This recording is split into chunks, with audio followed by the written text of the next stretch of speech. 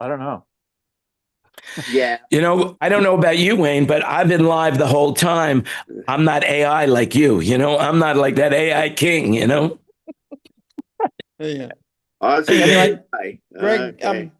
Jan's got my Yeah, you know, email I don't address. know about you, Wayne, but I've been live oh, man. All right. The power failure, the power just before we went on the air, you kind of screwed things up for me, but everything is back to normal, I hope. Well, the big question, Wayne, is whether Jan will remember to send me that email address. So, what email address? I'll send Wayne you Sims. Yeah, I'll send it I to you. ain't sending All right, Wayne there Sims it is. email. You know, that's Okay, I got private, it. personal property, man. It's You know, Wayne Pierce, not next thing I know, I'll get an NDA from him. I violated my NDA with him. You know, It's all I think good. we can have an internal friends with Jan Landy, you know, cloak and dagger section of our show. well, you know, as I get closer and closer to retirement, and I am getting closer and closer, I've been thinking about what I want to do, you know, and I love this podcasting stuff, you know. I guess I'm not ready for a new career because I want to do traveling, but I might just travel with Jan Landy.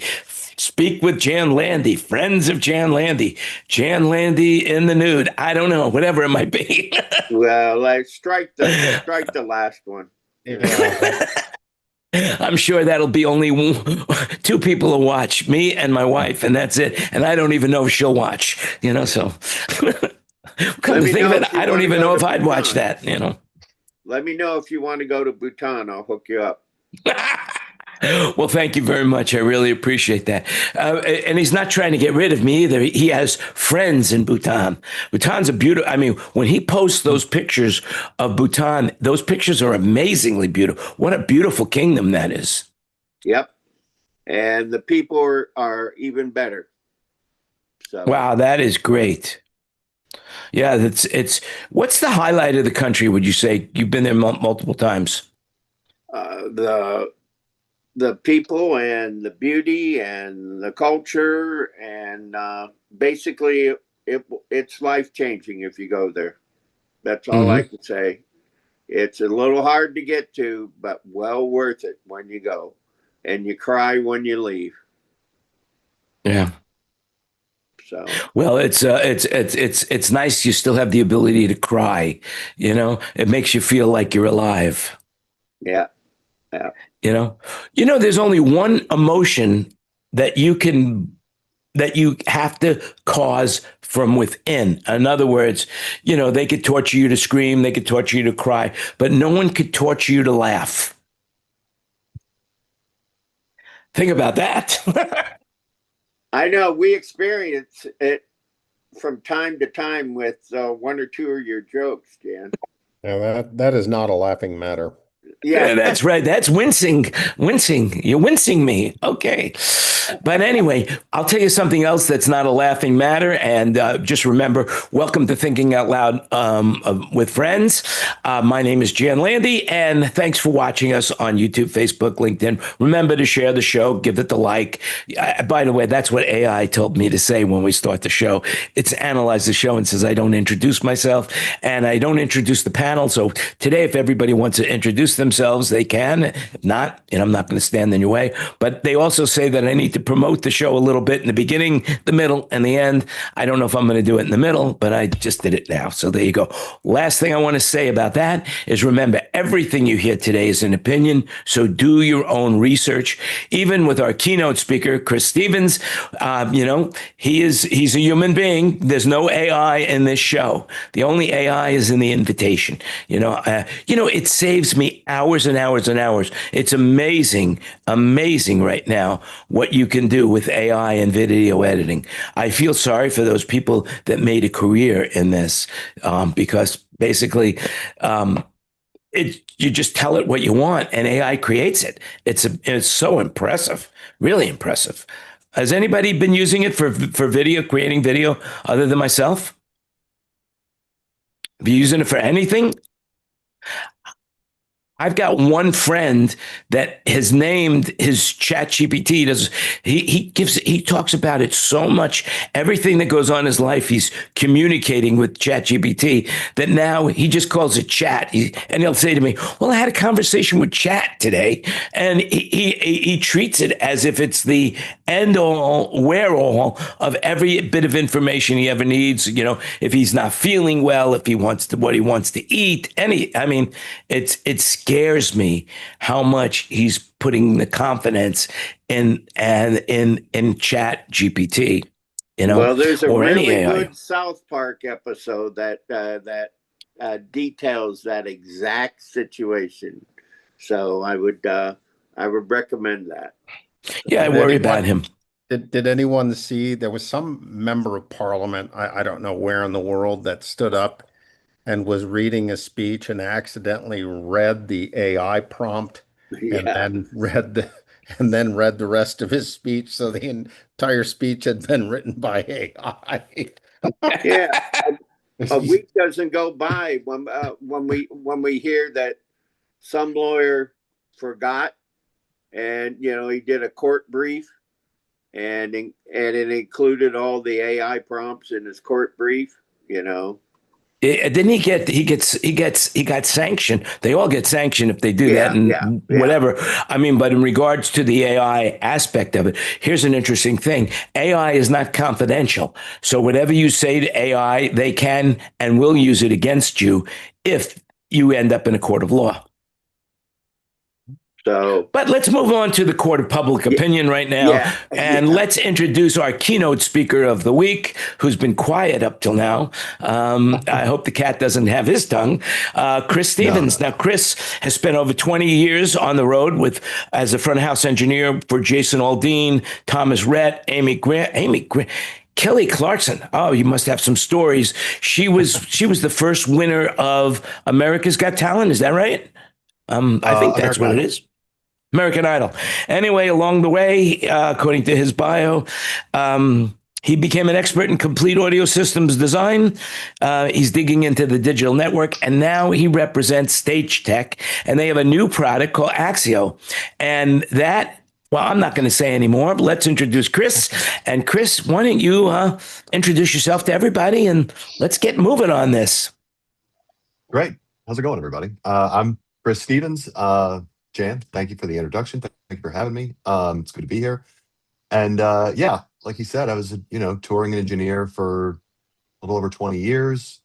Toured with a bunch of DACs. I spent the majority of my career with Jason Aldean. That was about 15 years. And the last few years, I've been freelance, and then started working with Stagetec a little over 2 years ago. And that's become a full-time thing starting in January. So we have an office in Nashville now where I'm located. So we are, really making a push into the US market. Stagetec's been around 35 years now, 34 years, and huge amount of market share in Europe, Asia, in the broadcast, and then like high-end theater and symphony halls, opera houses, stuff like that. And we're really making a push in the US. So we have a US headquarters in Nashville now. We have a team here, support here, and trying to bring some of this stuff that has been in Europe and really successful for a long time to the States, and have something local here. And I've been a part of that team, which has been really fun and exciting to kind of, bring a product to market here in the US that we believe in, and is, I think is really powerful and useful for a lot of pro audio applications. So I guess we can start. Does anybody, have any of you guys ever used Stagetec? Anything? You guys familiar with products at all? Ken Porter did a presentation here. I think it was about a year ago, Jan, maybe more than that. You're muted somehow, Jan. Or your battery. May 7th on my birthday. See, I've changed my microphone style. You see, I got a microphone here. And anyway, makes it much more difficult for me. But anyway, yeah, on our birthday, I can't remember the fellow's name that was there, but you weren't part of it, Chris. It was a guy from Germany. No, that was Daniel Schindler. So that was right before That's I started, correct. actually.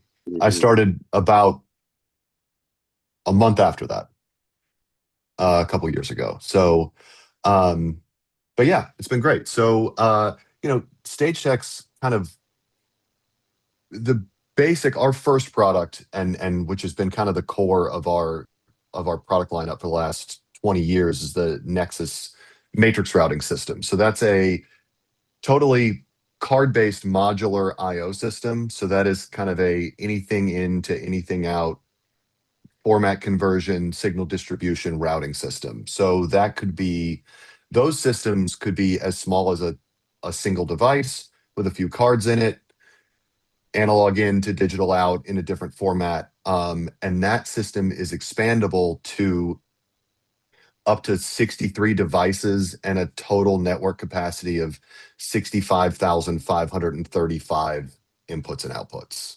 That's not enough. So, yeah, well, it wasn't for ESPN. They actually maxed out their system. There are a couple systems installed in large broadcast facilities that are actually full, believe it or not. Wow. So, yeah, and like systems like that are in like ESPN's Bristol campus, BBC in London. To our knowledge, the largest audio system on the planet, which is in Mecca in Saudi Arabia. That is a full Stagetec Nexus system. So really large signal distribution applications. And then the other kind of core competency for us is kind of really high-end orchestral and theater applications. So Stagetec is in the Berlin Philharmonic and the Vienna Philharmonic and the Sydney Opera House. And so a lot of the top orchestral performance venues in the world use Stagetec as well. And so, taking that kind of heritage and lineage of like the highest possible audio quality and then transmitting that into AXIO, which is a totally different product line and a totally different application, is kind of what we're going to talk about today. And I want to give you guys as much information about that as we can. So there's a couple really interesting things about Stagetec, and the one that will probably be the most controversial and might, we can drum up some conversation about this, is that our mic converter has no preamp. So I see some faces, some furrowed brows here, but I'll get into how that works. But the basis of the system is a mic level A to D conversion with no analog gain stage. So that is our TrueMatch mic converter. So we are now on version 3 of that in AXIO. And the way that works is it uses multiple A to D converters stacked vertically in the amplitude range to convert at 156 dB of dynamic range in a Nexus system. And then the new AXIO product has 163 decibels of dynamic range on the input. So we're able to convert at mic level, transmit through the entire system at mic level, and then apply digital gain once we're already in the digital domain. Now, there's a couple key advantages of that. One being there is a transparency, a clarity to the sound of the conversion that you don't get with an analog preamp. And I think it's easy to say, okay, well, that's going to lack color. And yes, in that it's not going to sound like a 1073. You're going to get a clarity, a transient response that is really unlike anything that has an analog circuit, simply because of the physics of it. There's no capacitor that has to charge and discharge. You're taking the full voltage of the transducer directly into the A to D conversion without having to go through any analog circuitry. So the other main advantage of that is because we can convert at mic level, we can then split that signal 4 ways and provide discrete outputs or discrete routing for up to 4 splits of that same microphone input with independent gain, high pass filter, polarity controls that can be routed to different consoles. So the system not only functions as an IO device and a matrix router, but it is also a 4-way splitter without having to get into all of the disadvantages of using an analog splitter. And I've got some graphs that I'll show you guys in a little bit where we did some math and can kind of show you what's happening in an analog splitter when we're dividing the voltage, increasing the resistance, and its effects on frequency response. So the TrueMatch converter is kind of the basis of all of our products, and the thing that really sets Stagetec apart from the competition in how we can convert, distribute, split, provide separate control for multiple consoles at the same time. So if I can, Jan, can I share my screen here? Yeah, you could share. One other thing, wouldn't it also Yeah. take some delay out of the system as well? So you all of a sudden you're losing some milliseconds, but every millisecond adds up when you're adding effects or defeedback or anything else you're adding to the system. So isn't that a benefit as well? That's a huge benefit. And one of the main, the other things that we're kind of not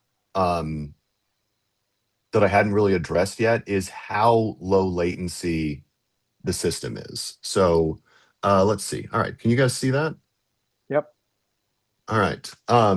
So the system is incredibly low latency. So, and when I say incredibly low latency, like an AXIO IO device, analog in to digital out is 13 samples. And we measure all of our latency for all of our products in samples, not in milliseconds. So you're about a quarter of a millisecond through the device.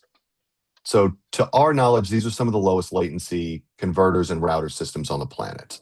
So on top of all of these other advantages, like it is an incredibly low latency system. So, but what we're here to talk about today is AXIO, which is our new routing system. So this is kind of the next version of the Nexus platform, but this is a much more user-friendly, plug-and-play,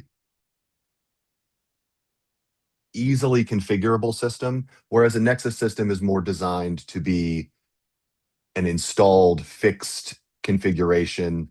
AXIO is you take it out of the box, you plug them all together and go do a show. And it's much simpler to configure and then for the user to operate.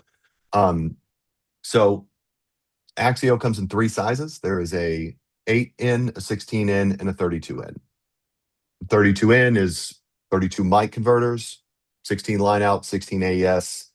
There is an onboard AOIP port that is format selectable. So this is another really unique thing about AXIO, where we are actually, rather than using a Audinate or a Ravenna board from somewhere else to do Ravenna or Dante or different AOIP formats, all of that format conversion and processing is done by our internal FPGA, which means we can change the format of the same port.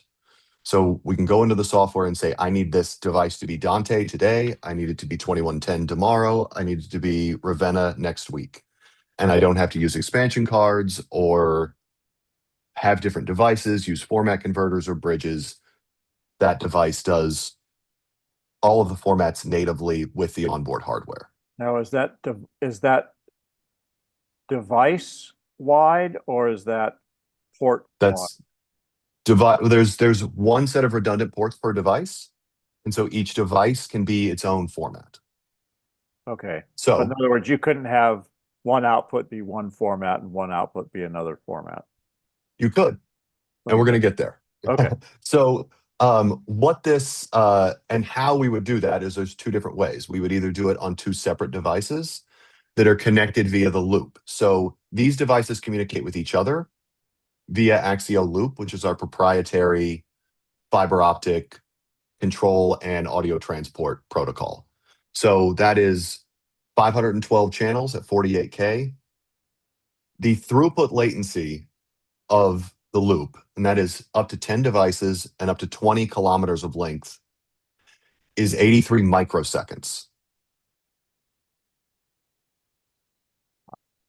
So again, to our knowledge, this is the lowest latency audio transport protocol that I'm aware of. So we're talking, that's not device to device. That is all the way around the entire loop, including all 10 devices that can be put on the loop together. That's bidirectional, redundant, all over LC fiber. Now, Chris, That I want carry- to add, I want to ask you. Yeah. I want to ask a question in regards to this. Where isn't absolutely. this manufactured in Germany? Yes. So we're headquartered in Berlin, and everything is manufactured in Germany. And what I wanted to add is that I just saw a special about the magnitude of how specific the German manufacturers are and how precise they are. And this would be a great example of German engineering at its finest, it seems. Absolutely. I can tell you some stories. I was on I'll tell you this. I was on a call with our product manager a month or two ago, as we were, finishing up final specs on this project. And I was asking, like, where are we at on, like, where did we land on the exact spec for the loop latency? And he was like, well, we're still working on it. I don't really have an exact spec. We're still doing measurements. We're still testing. Right now it's at 83 microseconds, but we think we can get it down to 82 and a half. And I thought he was joking. I thought he was doing a bit. And no, they were very serious. Like, we think we can get an extra half a microsecond off of the latency. And I was like, guys, I think we're probably good. We can call it good at 83 microseconds. But yes, these guys are, it's fun to go over there and to always kind of be the dumbest person in the room.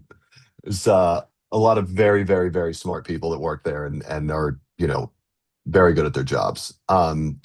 Yes, Dennis. Chris, is this traveling through Cat5 or is it coax cable? This is all over LC fiber, so single mode or multi-mode, but it's all fiber optic. Okay. Yeah. Hey, Chris. Yeah. So, yes, sir. I just jump in for a second. A lot of the people in this room haven't seen me in a long time. Hello, Jan Landy. Hi, Doug Armstrong. How are you doing? I'm good. I'm good. I just randomly just saw this and wanted to just jump in to support Chris, your brand. Stagetec, of course, is not known that well to many people, but I might be the only guy in the room that owns 3 Nexuses and multiple Crescendos. And I was one of the first television trucks in America to roll with Crescendos and Nexuses. And unfortunately, the Crescendo didn't take off in Hollywood. I had some ego-driven A1s that needed different brands. And we literally had to take Crescendo out and put in Studer or in a Sports World, a Calrac. But I got to tell you guys, that Stagetec stuff is bulletproof. We never, ever, ever in over 10 years had our Nexus freeze or the console freeze. And the sound quality that comes out of that product, I've had guys like Ed Green tell me it was the best sounding TV console they've ever worked on. I mean, several golden ear people. And even to this day, we still have one of the Crescendos in service. And I had one show, back-to-back shows. One had a Studer, one had a Crescendo, and even the average person could tell the difference in just the dynamic range and the overall sound of it. The Germans are difficult to work with. They're very set in their ways. I'm in a Mercedes-Benz dealership right now dealing with that same bullshit. But I'll tell you that the product is is rock solid, and hats off to coming up with a new platform that in theory would be less expensive and more versatile than Nexus. But that Nexus of ours is bulletproof. That's my 2 Thanks, cents. Doug. Thanks for the kind words. That's yeah, and I mean, that's been my experience as well working with these guys. Is it has been, it's unbelievably reliable, and especially in the way that, like, to Doug's point, like the way that a Nexus system works, and the thing that's really interesting about it is that that system, which could be, as big as 65,000 squared, has no CPUs in it. Everything is bare metal programmed onto the hardware. So when he says it's bulletproof because there's essentially nothing to crash. There is no computer. The system uses logic and ICs to manage all of the routing internally without having to use a computer. Now, there's a computer that you control it with, but as far as the routing matrix and control is concerned, it's essentially all solid state. So there's really not anything to crash. And the other Not thing to that's mention amazing you about it avoid- is, I was just saying, also avoid those random Windows updates that sometimes completely destroy you in the middle of a show. I can't tell you how many times I've had to disable the internet out of a truck because the A1 wanted his wave server or something on the network, and Microsoft did something, of course, right in the middle of the show, as it always does. So, anyways, that's sort of why we like the Stagetec line too. Of it's different architecture. Well, Yeah. well, Doug, I've got some good news for you and some bad news for you. And here's the good news. The good news is that Chris Stevens knows what he's talking about, and he is now actively marketing into the U.S. market. And I would believe right now that because of where Avid is headed, that Stagetec is positioned perfectly to take over that aspect of the market. So that's the good news. The bad news, Doug, is you're going to have to open your wallet again and buy more of it. That's all there is to it. Well, be my agent, get me more bookings. We'll gladly buy more gear. By the way, Doug has a company called Touring Video. I've known Doug forever and ever and ever. I think we were babies together when we started, but Doug is an avant-garde when it comes to video production. He's amazing. And he has some phenomenal touring. It's called Touring Video for a reason, I've heard a lot about you, Doug. I'm glad to finally meet you. Thanks. Oh, they're very good. Yeah, and I've been Berlin. I can vouch for the beer. I don't know if I want to vouch for the gin and tonics. They kind of are a bit more dangerous, but love the countryside, love the factory, love the brand, and I wish you all the luck with it because we've got a lot of, in America, we've got a lot of engineers that are set on certain brands. And as vendors, we sometimes have to cave to it, even if we don't agree. Yeah, and, So and this is a great way to we're get working really back hard into to maybe at least get the word out. And this is super helpful in just making everybody aware of what we have to offer and how great these products are. Well, I mean, if you just get back in the routing business, not have to deal with the surfaces that may give you traction. Yeah. Well, great. All right, guys. Well, there's three different flavors of the AXIO, right? There's three different flavors, three different configurations, 32, 16, and 8. Is that right? That's correct. So this is what that looks like. There is an 8-channel, 1RU version, 16-channel, 2RU, 32-channel, 4RU. Everything is 44.1 to 192K. The 16-channel version has 1 expansion slot. The 32-channel has 2 expansion slots. And like I was talking about a minute ago with the TrueMatch converter, so all the mic conversion is our TrueMatch mic converter. So that's 164 decibels of dynamic range on the input. So that's how we're able to convert the entire mic level signal to digital and then transmit through the system at that same mic level. And we'll talk about how that gets distributed in a minute. But there is a 1024 squared routing matrix in every device, as well as a 256 by 250, 256 channel bi-directional AOIP input. So that's what I was talking about earlier, where we can change the format of the onboard AOIP to all these different formats. And the great thing about that is because that processing is getting handled by the internal FPGA, then that doesn't lock us out from other formats later. So as new formats come out, that's a software update rather than an expansion card or a bridge or something like that, where we can add formats later through simply software updates rather than having to change physical hardware. And that is 256 squared at 96K. It's 512 at 48K.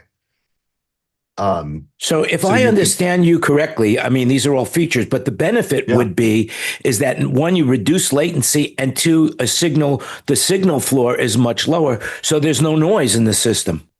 It is this. There's a great demo that I love to do when we have, when we're in front of customers. I'll take a ribbon mic, put it in the other room, gain it up 70 dB. You can hear the air conditioner running, but obviously there's no noise on the coil. It's really quiet. Then take that ribbon mic, unplug it, and plug an SM58 in, and you can actually hear the coil of the microphone.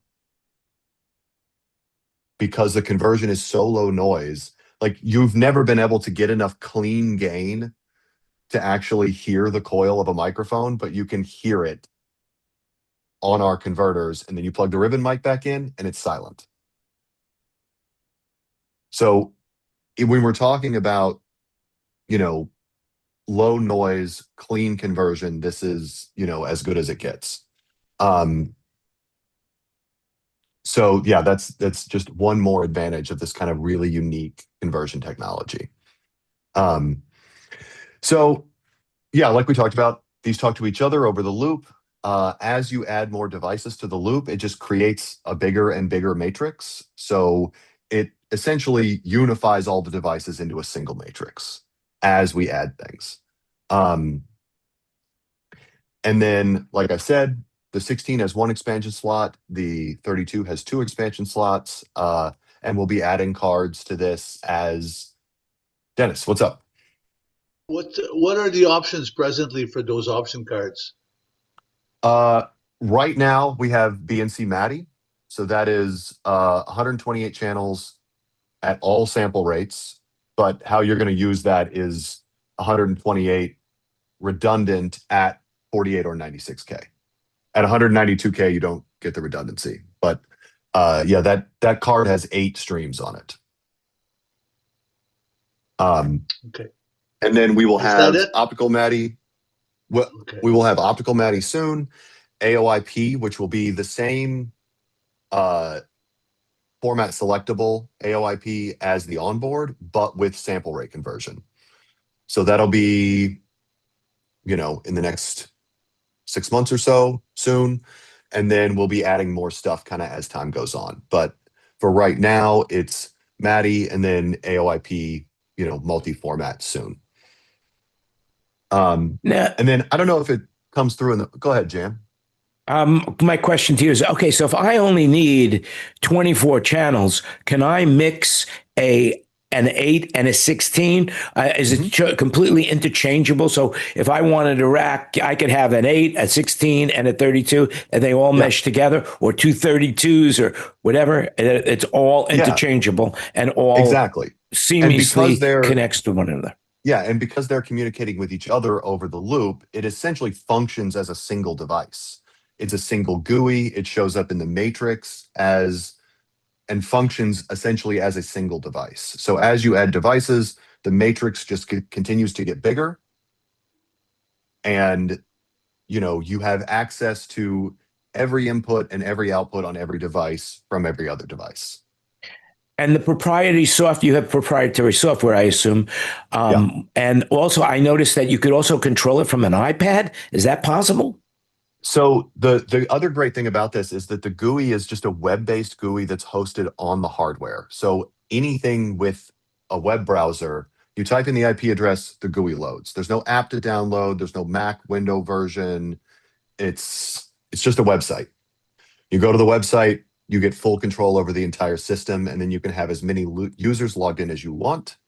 There are device groups and the ability to set up user rights management on a per user basis. So we can have admin users, view only users, users that only have access to routing on certain devices. So you can really kind of customize each individual login's control level and access level, which is another way to kind of manage, a system where everyone is connected. We want to be able to manage and make sure that, people aren't unpatching things that don't go to where that people aren't unpatching the wrong things, essentially. So there's a lot of control in there. What's up, Dennis? Just go ahead and Chris? shout out. Don't just yell at me. No, It's fine. I'm sorry. That's beyond me to do that. So All right. okay, so so does that mean that all the DSP, so for EQ compressor or whatever is available, is inside the Axio box? Okay. So there, as of right now, there is no. This is a routing system. Okay. So Okay. yeah, That was going to be my Okay, I question. got there's it. not Okay. any onboard sounds more like DSP yet. this sounds more Fred, go ahead, Fred.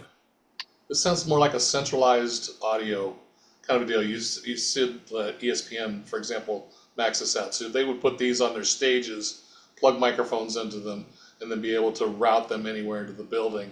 And then Correct. via the 4 streams, you could send those to various mixing consoles, which I wish the other guy would have stayed on for a second because he said something about CalRec, which is what I get stuck with since I'm in the sports world.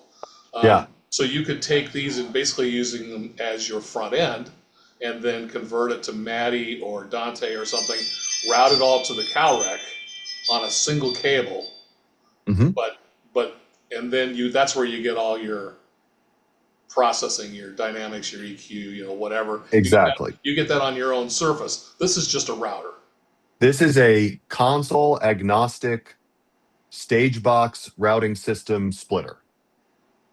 So Sorry. for a music venue, they would put this on the stage, and then you could run an output to monitors, you run an output to front of house, you can run an output to broadcast, and you still have Absolutely. another output to do something else with. But you're all sharing the same analog or AES inputs on this Correct. device. But everybody has their own routing, their own gain control, and so it functions as a 4-way splitter from a single input with no actual analog splitter. And what does the gain, how does it figure out the gain to make it, or it doesn't matter? It's if it comes in at neg 60, it's going to go out at neg 60. If it comes in at 0, it's going to go out at 0. So the metering on the front there to me was deceiving, because if I look at that metering, I would think, okay, you're trying to show me the signals that are all coming into the box. But if some of them are mic level and some of them are line level, those meters are going to be drastically level. Yes. Difference. Yeah, and I think the meters go down to minus 80 on the front panel. But the so what we do is once we're converted and we're into the digital domain at mic level, that transmits through the entire system at mic level until it routes out to a console. So and I'll kind of walk you through this a little bit, how it works in the GUI and how we get in and control the device. But the way that it works is there's essentially a pickoff point where there's a little DSP that applies the gain and the high pass filter and the polarity for each console. And so as that mic level signal is traveling around the loop through all the devices, what we do is we say, okay, this MADI card is connected to a MADI console. And then every mic input that's routed out of that MADI card, the control data is then mapped to those inputs.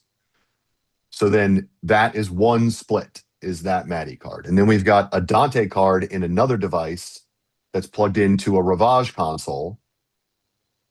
And that is a different split with a different gain setting, and then there can be a 2110 connection to a Lavo console on a different device, or on the same device on an expansion card or whatever. And all of that mic level signal is then just picked off, the gain is applied, and it's sent out to whatever console it's associated with. So, in other words, it eliminates gain sharing between various various consoles. So you could use different consoles. Like he could use a Gamble on one end and a Rivage on another end of the monitor world, or a Digico, and it doesn't matter because there would be no gain sharing issues. Well, Exactly. actually, does it It's like a convert, giant mic splitter. I'm getting, does it convert to Mhm. analog at the other end? Could you break it out to analog, or is it only got to stay in a digital format? That's a great question. So we actually have we have an installation at Caesars in Las Vegas, right? Actually, they're doing a show tomorrow. The Kelly Clarkson Las Vegas residency is a Stagetec system, a Nexus system, because that started last year, kind of before AXIO was done. But that system is really interesting because it is a basically Kelly decided she wanted an analog front of house console, and so then they have to figure out how to do 120 input pop show on an analog console. So what we designed is a system using a Nexus frames where we bring in 120 mic inputs from the stage. There's a Quantum 7 at monitors that's connected via MADI on one split. There is a second split that goes out to front of house, and the 40, 54 inputs that hit the XL4 are then D to A back at mic level. And then all the remaining inputs that go to a 326 submix console are sent MADI to that console. And so then the analog outputs, there's no gain applied, and you're using the preamp on the XL4. And then the MADI inputs that go to the submix console, they're either using digital trim or they're using the gain in Nexus to apply the gain there. But that is a truly hybrid analog digital system where we have an analog console at front of house, a digital console at monitors, no analog splitter, and we're still able to use the mic pre's on the analog console. And the other really unique thing about this is we're able to record that to Pro Tools directly off of the Nexus frame and then play back and do virtual sound check into the preamp on the XL4 instead of having to use the line input. What is the device that decodes the digital and turns it back into analog at front of house? It's just one of our D to A cards for the Nexus system. So that's we make a D to A analog card that has 135 decibels of dynamic range. So like if you want to put an RE20 50 feet away from a violin, you're probably going to have to put a couple dB on it. But for a big loud pop show, there's enough input there where we can transmit through the system and then D to A and still be well within the dynamic range of the D to A converter without increasing the noise floor. What does that do to the latency when you convert it back to analog? Throughput latency on that system is like 38 samples at 48K. So, 3/4 of a millisecond. Will the analog conversion run at 96? It will. Yeah. Dennis. Chris, just because I remember this from the Jan's birthday thing, and you could bring this back if I'm wrong, because I'm running on memory here. When we asked about the 96K, he said that Stagetechs believe that there's no reason to go to anything else than 48K because of how you feel about how you receive the microphone level. And so therefore, to go to 96K, you can supply 96K, but you don't believe that there's a reason to go to 96K. Is that still the case? That is a person's opinion.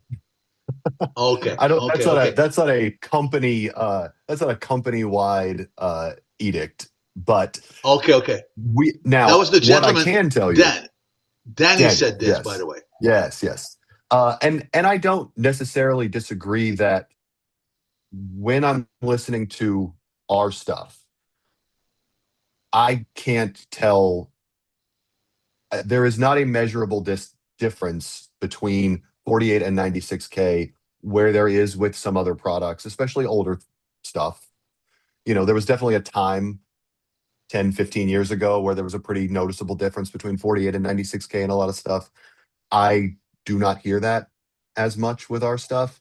The other thing is with a Nexus system specifically, you are having capacity at 96K.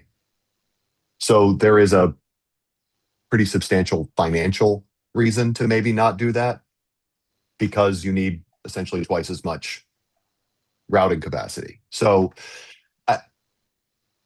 to be honest, if it were me, I wouldn't do it because I don't think that you can really hear the difference. But that depends on what you're interfacing with. So if you're feeding 96K to a PA amplifier, and if that device sounds different at 96K, then it's worth doing. So you're having to kind of look at it more holistically. But I do think that there is less difference between 48 and 96K with Stagetec than there is with most other products. I'll say that. So is there an up conversion? No, I mean, we can convert at 96K. The whole system can run at 96K. And No, we but just can saying, obviously, if you take it if you have one of your four outputs that needs a 96K up, would it up convert? oh, yes. So if the whole system is running at 96 or at 48 and we need to upsample a single output to 96, we can do that on Matty or Dante or any of the other formats that have sample rate conversion. But That's fascinating. Yeah, that is not necessarily the case with AXIO, where the entire system can run at 96K, and most of the I/O capacities are symmetrical across sample rates. Whereas with Nexus, that was not the case. Most of the capacities were halved at 96K. With AXIO, the expansion card is 128 channels at all sample rates. It was even at 192K. So I don't know if you can see this in the photo. Chris, I stopped sharing because we were talking conversation, so I wanted people to see everybody's faces rather than just, because it was just frozen on the screen. So you can go back to sharing. All right. But while we're all in the room, does anybody have any questions so far that they want to ask Chris? Let's continue. All right, great. I will do. I want to compliment Denny and Chris right now, and Kurt.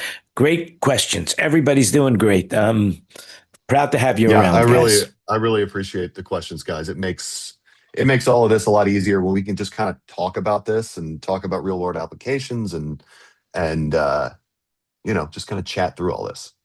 Yeah. I just have one quick question. Okay, so you can optionally take analog out at mic level. Is taking analog out at line level possible or not? Yeah, I mean, whatever amount of gain, all you're doing is just not applying gain. Yeah, exactly. So you take the mic level increase output. the digital gain and pump it out of the analog converter box without any problems. Okay. Absolutely.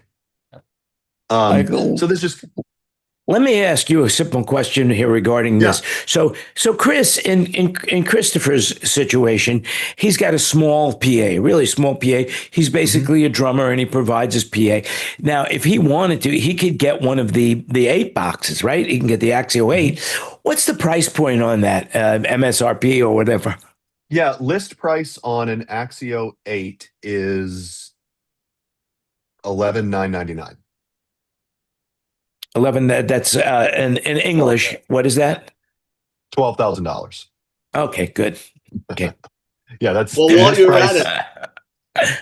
you're at it, could you give us the other prices as well, please? Yeah, the AXIO 16 list price is $20,000, and the AXIO 32 list price is $33,000.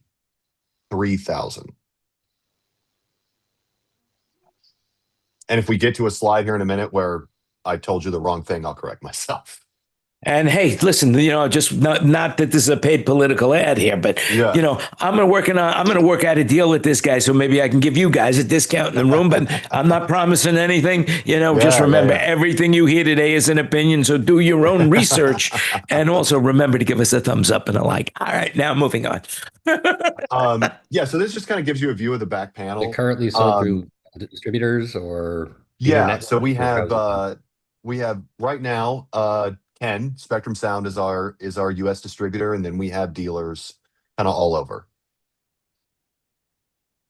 Okay. Yeah. I know an excellent sound company up in the Seattle area that would probably be a great dealer for you guys. That'd be great. We'd love to chat. Who are you talking about, Jan? Yeah, so guys, this kind of gives you like an overview of the back panel. This is the part of the thing that we all care about, what I can plug into this. So the bottom left, number 1 and 2, those are those format selectable AOIP ports.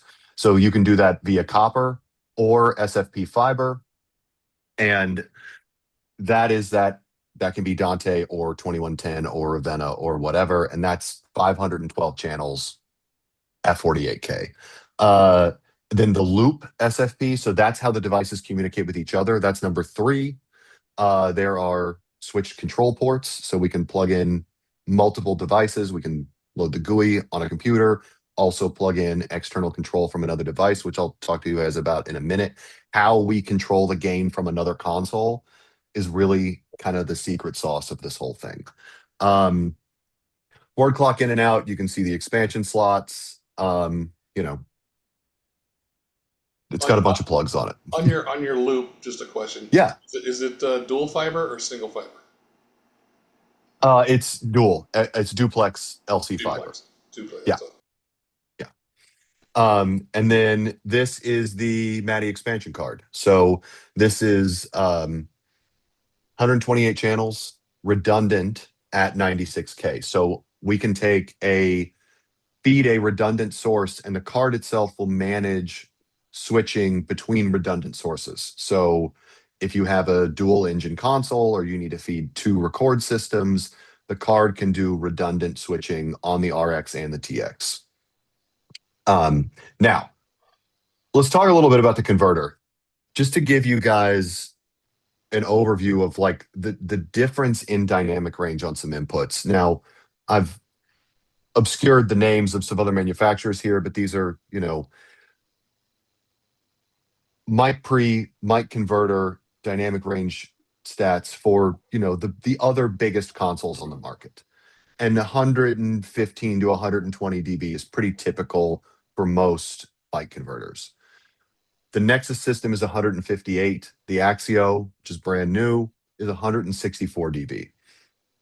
So what that's going to do, and the ability for us to kind of capture the full dynamic range of the transducer directly into conversion is really what sets us apart. And so then, like we talked about, separate gain, high pass filter, polarity, and limiter controls for all 4 outputs. Now, the thing that's cool is like the converter has a limiter in it that you can enable. So if you've ever watched a Formula One race, you've heard that limiter.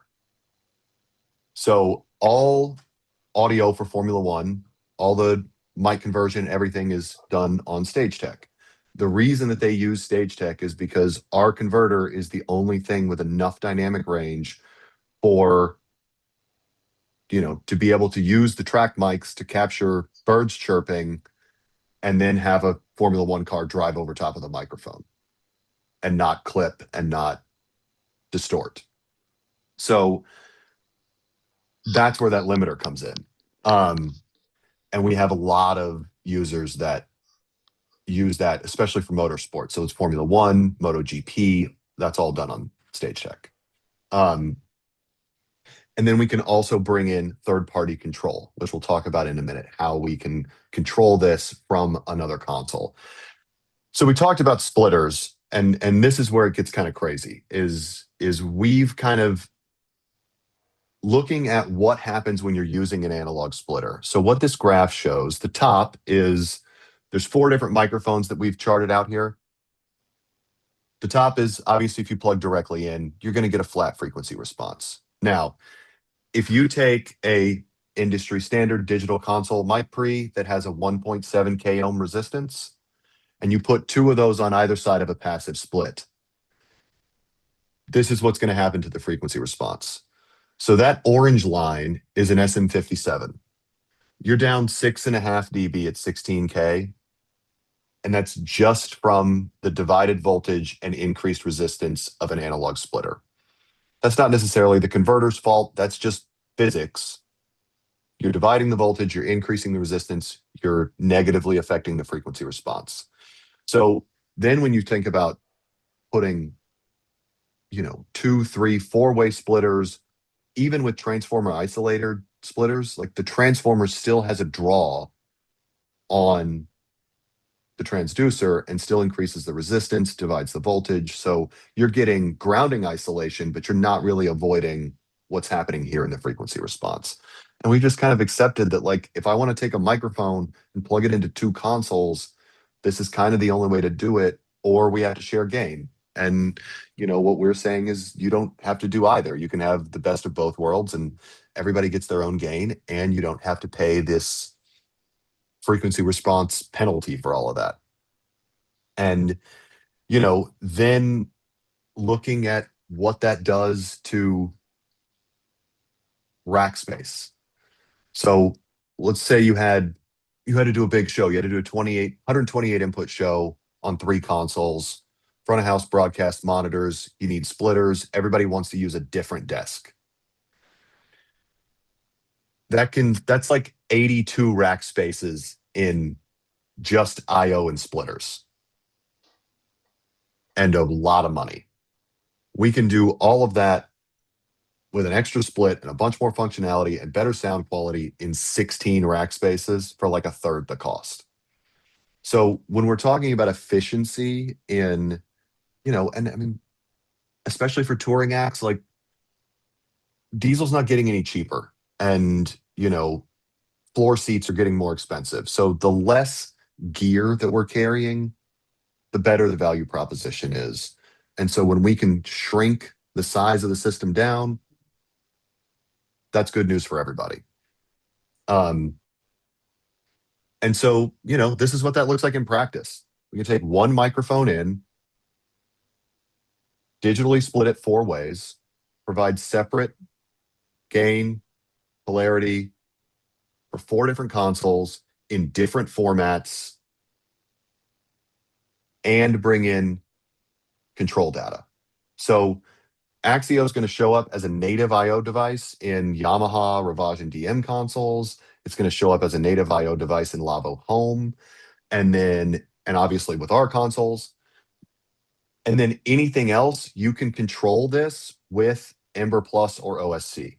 So any console that can generate OSC commands, we can take that OSC data and map it directly to the gain on the split for that console. So you can have a knob on your console that affects the gain for your split, even if it's not a Stagetec console. I'm gonna jump the gun really far, Chris. Yeah. Okay. Am I like, I see now that you have your StageNet control for the AXIO boxes out of the back of the AXIO boxes. Now, am I right in guessing that you could actually do that control from your Aventus desk? Yeah. Like, yeah, the patch, yeah. yeah. So Okay. that's just, it's going to show up as a, it's just going to show up as a stage box on our console. But if you wanted to access the GUI for routing or for control for another device or for setup or whatever, that's accessible from any device on the network. Including your desks. Yes, correct. Okay. Correct. Okay. So, there's a GUI, there's a routing matrix, there's DSP control, there's customizable menus, there's everything that you need to control the device is available in the GUI. But the thing that is really interesting about this is how we manage the splits. So this is where kind of the secret sauce of this happens, is because, we want to be the console agnostic IO routing system so everybody can play nice in the sandbox together. The way that we do that is by managing the control data and tying it to the routing. So what you're going to do is, like, let's say you have a MADI based console that uses OSC.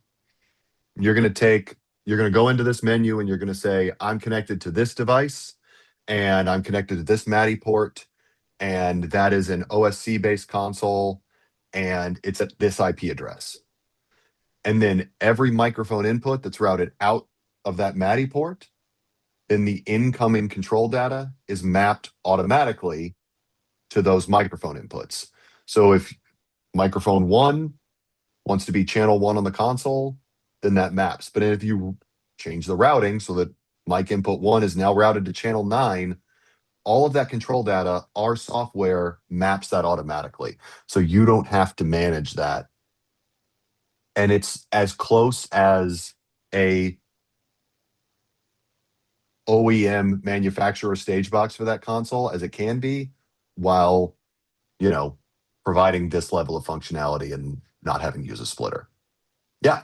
That's my actual next question. I know it's kind of dumb, but okay, that's quite a bit of money for a stage box. Is there? I mean, I'm kind of thinking about it, and I don't see a way around this, but is there a way to have a box that is just kind of like a classic stage box with less functionality that would be at a cheaper price point than this, or there's not much you can do to get around because you're getting all of this functionality and you really can't slice and dice here? I mean, when we're looking at what's that, Dennis?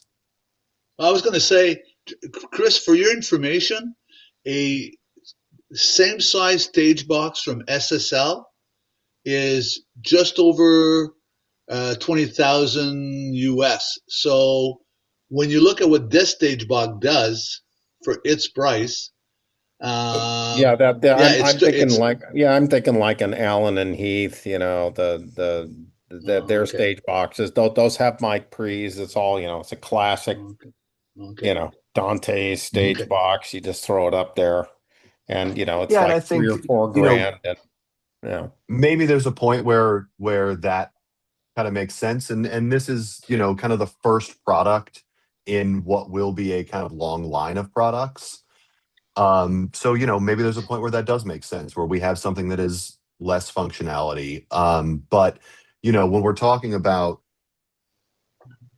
a larger system, especially when we're incorporating multiple consoles, that's what separates. This is obviously yeah, super fantastic for complex things where you want a control surface for monitors, and you just split the mic and boom, everything is all done. Whereas for a really small installation, it might be hard to justify. And we do have we have a little what's called a Nexus Compact. It's basically like the size of a Mac Mini, and that is a 8-in, 8-out, 8 AES, essentially little console. So it has summing and DSP and EQ dynamics, and it's all the same conversion technology as this, but in like a really, it is our most affordable, smallest format product, and but it's it kind of doesn't like do the analog to digital like the next. Oh yeah, it does. yeah, it's exactly the same converter, same A to D conversion. It's the same EQ algorithm that's in our console. And it's it's like this big, and how much is can you give us the retail on that? Retail on that is like 9,000 for list price on that.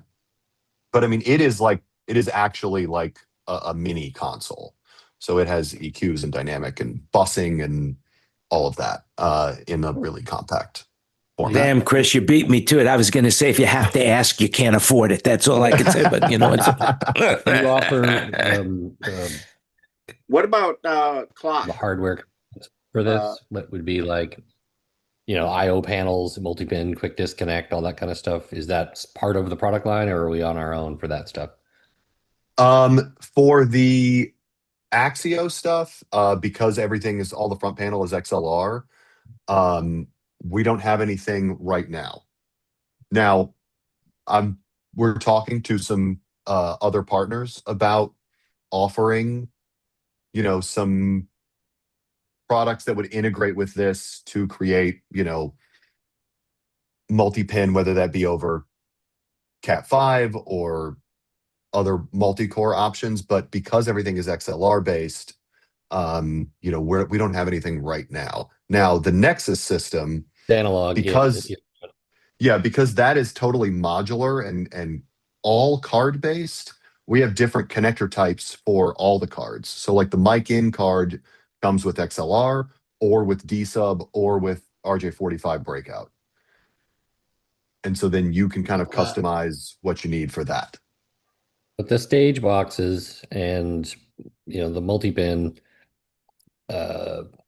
quick disconnect stuff would be critical for someone who's touring. Yeah, No one has and I to think plug that in all that especially in XLR the every day. touring applications, like that's, so many companies they use W1 or W2 or Sign or NC14 or whatever, and everybody kind of has their own flavor that they like. So I mean, maybe we get down the road and we talk about that. We have something that we can offer that integrates with the product from a multi-pin perspective. Greg, you started to ask about clocking. Yeah, I'm sorry I talked over you, Kurt. That's all right. I was just popping in.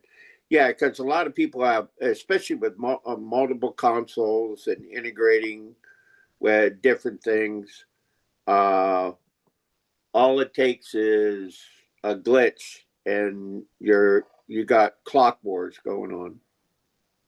So there's a couple things that we do as far as word clock is concerned that are really unique. So our Nexus system and subsequently AXIO handles clock a little bit differently. So first of all, the clock is accurate to 10 ppm, the internal word clock. So it is PTP V2 Grandmaster level 10 ppm accuracy. So AES standard is 40 ppm.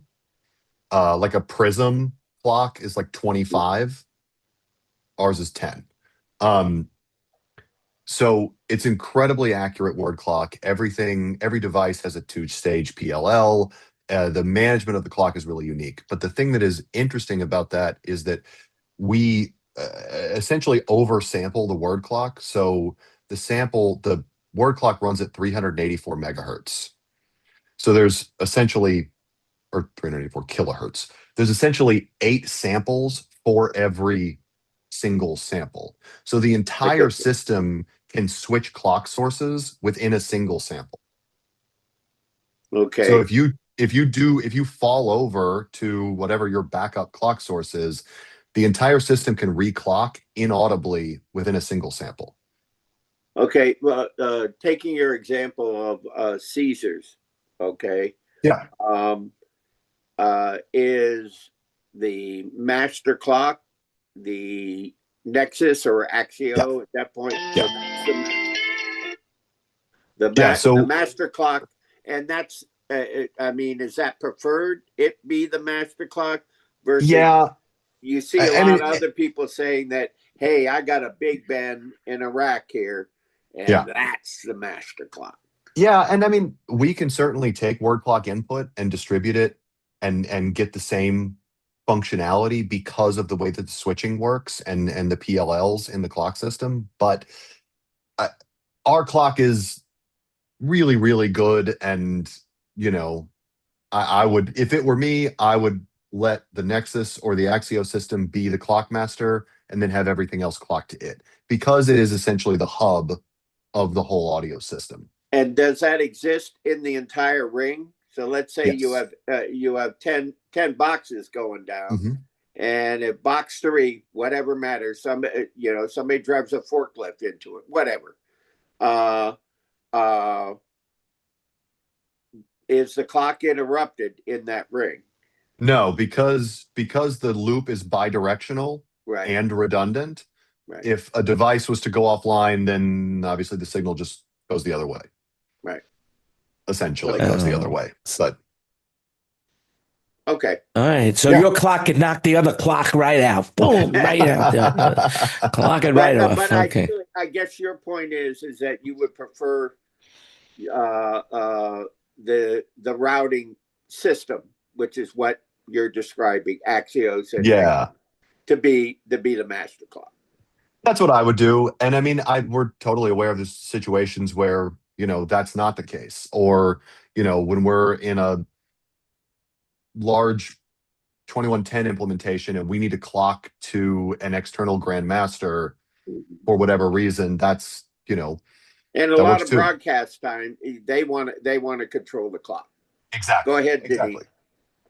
Well, actually, I was going to ask about the clock. Can somebody, is there a clock out available at different, like for example, if somebody is on an Avid S6L and he has stuff at his front of house, which he wants the clock to declock, Mhm. will the clock show up at his front of house for him to lock everything in, that he has and clock it to your clock?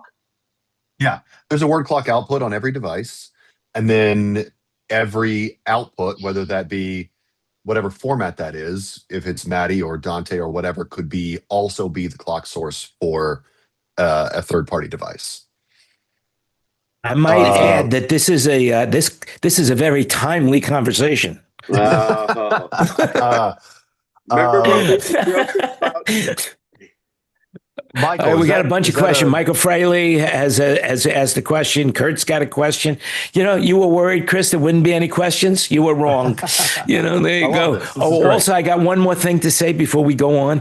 Ken Porter is traveling to London. He will be calling us from Heathrow momentarily. I just got a text. Great. So there you go. He didn't want you to feel alone. Oh, good. All right, Mike, go ahead. Go. How many devices can that thing handle clockwise before it gets too bogged down? As far as outputs are concerned, Yes. I mean, there's you can have up to 10 devices on the network. Each one has its own output, its own dedicated word clock output, and then every digital output could also be a clock source. So that's all the AES outputs as well as MADI and AOIP. So I don't know, a couple hundred. Oh, wow. Okay. If you were to take every digital output and make it the clock source for another device, it would be Yeah. a couple hundred devices. Gotcha. Yeah. So you said that you can interface with the DAW and record at mic level. Does that take the place of one of the outputs that would be dedicated to a console, or is it a separate connection? And does it just show up as an interface on your DAW audio devices tab? So if you're doing, if you want to actually record at mic level, the best way to do that currently is through 32-bit Dante. So because MADI is going to be a 24-bit format natively, the best way to transmit 32-bit to a record platform is via 32-bit Dante. So we've done a lot of testing with 32-bit Dante into Pro Tools and recording at 32-bit, and had a lot of success with being able to take that mic level signal, record it directly to Pro Tools, and play it back. And then you can also use a single DAW to virtual sound check to all of the connected consoles. So we can take that one set of playback and play it back to all the splits simultaneously. So you need to configure one of the output ports, the optional ones, to be Dante, and then you need a Dante input to your DAW. Yeah. Or if you're just capturing and you're not going to do virtual sound check, or you're just doing, you just want to capture, I only want to play back to one console, then you could take your already gained up output, send that to Pro Tools and route it back in and isolate it to, I just want to record front of house and that's all I'm going to use it for. But if you want to record and play back to multiple consoles at the same time, then you need to record each individual console's gain settings. So that's where we're recording at 32-bit and then playing back before everybody applies their gain. Now, it might be a silly question, but with the low gain and the low noise specs, is there any specification or consideration for a specific type of microphone cable that you're using to feed the device in the first place? No, not necessarily. I mean, I think that, I can't say that I've noticed a difference. And I mean, we're, converting well beyond the signal to noise ratio of basically every microphone on the market. So I don't know that there's anything specific as far as cabling is concerned. So you wouldn't necessarily want to spec Star Quad or something. Yeah, that's kind of what I was getting at. I mean, better Really cable is left. going to make it sound. I mean, that's the thing, is at the end of the day, like a better isolated, lower noise cable is just going to make the end product better. So I do want to You have to start sharing again if you want to. You have to start sharing one more time. Okay, just I want to show you guys one more thing here where we can look at. But we're also not going to get in the trap of the 80s, right? Where you're going to go buy monster cables. Every cable's going to cost $300 for 30 feet. Oxygen free, and it's non-bidirectional. Yeah, those the electrons Japanese only go cables one cost way. an arm and a leg. So what this diagram kind of shows you is what a system like this could look like, where we have multiple consoles from different manufacturers connected to the same set of I/O in different formats with different control protocols, and with the expansion ports and every device having its own onboard AOIP port, there's still I/O left over to bring in all of your wireless over Dante or Matty, and then do playback and record and virtual sound check and have all of the I/O for the whole system live under one roof. So there is a kind of single routing and control system. And then the console ends up being the edge device rather than the console being the hub, if that makes sense. So it's just a totally different way of kind of approaching how we take a microphone and get it to all the places that it needs to go for any application. Yes. It's kind of another crazy question here, but we have amp modelers. So what now are we going to have mic pre-modelers or and the question is, what techniques or are people using, given the fact that there's no mic pre? Are they just really happy with the flat response that they're getting and they like it better without one, or what's the kind of I'll thought tell there? you from my experience. And I'm a mixer. That's been my entire career is mixing front of house. And I think it was really easy to kind of like, oh, these mic pre's sound great or these mic pre's sound great. And that is all true. But I think what I've realized in using Stagetec's stuff and really approaching that from a completely different angle is that one mic pre can sound awesome. 100 of the same mic pre's can be too much of a good thing, if that makes any sense. Because you're taking the tonality of that microphone preamp, and then you're multiplying that times however many inputs you have. And what I've found in using this is that I don't EQ as much as I used to. I don't use as much compression as I used to. I don't process things as intensely because I'm not compensating for the cumulative factor of having 50, 75, 100 mic converters that all have the exact same tonal signature. When it doesn't have a tonal signature, then I'm in control of what has color and what doesn't. And from a creative aspect as a mixer, that is a really powerful thing to be able to say, I get to apply this color wherever I want. And when I don't want it, I don't have to have it. and I'm not compensating for it. So were you Yes. using these products on tour, or did you start? No, this was enjoying a them? post-touring thing for me. So Yeah. I wish I had it when I was touring. Yeah. But in doing shows since then and using this stuff at shows, that's been my overwhelming experience. Well, doesn't it eventually have to hit whatever console mic pre you're using? No, because this, the Axio or the Nexus system is the mic pre for your console. So But I thought it was we're mic coming into level. ours. Yeah, no, but I asked earlier, so you can Yeah. even step up the digital gain and Oh, I get see. your output You get your online gain. and You then can get your gain insert straight it. from the stage box. You don't have Yes, Exactly. yes. I get it. And then you're coming into your console at whatever format is native to that console, whether that be Matty or Dante or whatever. So do you make any products that go the other direction, where you're taking multiple consoles and multiple formats and trunking them down to fiber or something to get them to the stage for drive? Do you do this the other direction?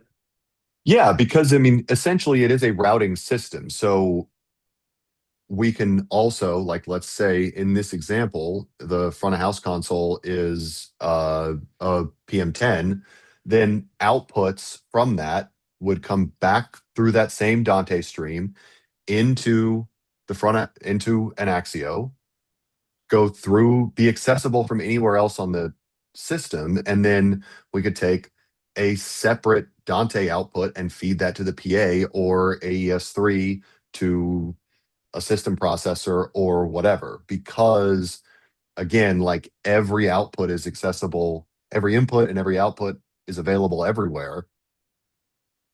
Then you can use this to not only bring inputs into the console, but take outputs back out and send them wherever you need them. Is there So, any plan to go so with Kurt, were you thinking Milan? along the lines of like a festival setting where there's like maybe 10 different boards, or Well, I mean, even an 3 or award 4. show? I do it all the time, where one guy wants to drive analog, one guy wants to drive AES Yeah. 50 like Midas, one guy wants to drive regular AES. Yeah. So, if So the same I'll box tell you can go both this. directions, that would be very interesting.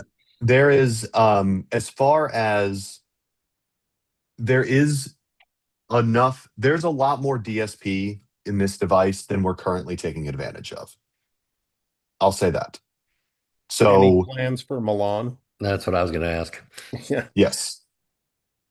Oh, good. Really? Oh, wow. Yeah. As soon as we can get it done. But yes, the plan is to as soon as possible be able to offer AVB Milan.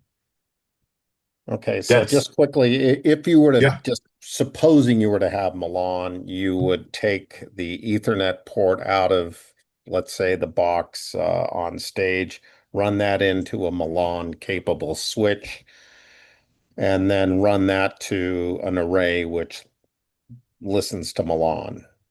Yeah. And if you're doing, Milan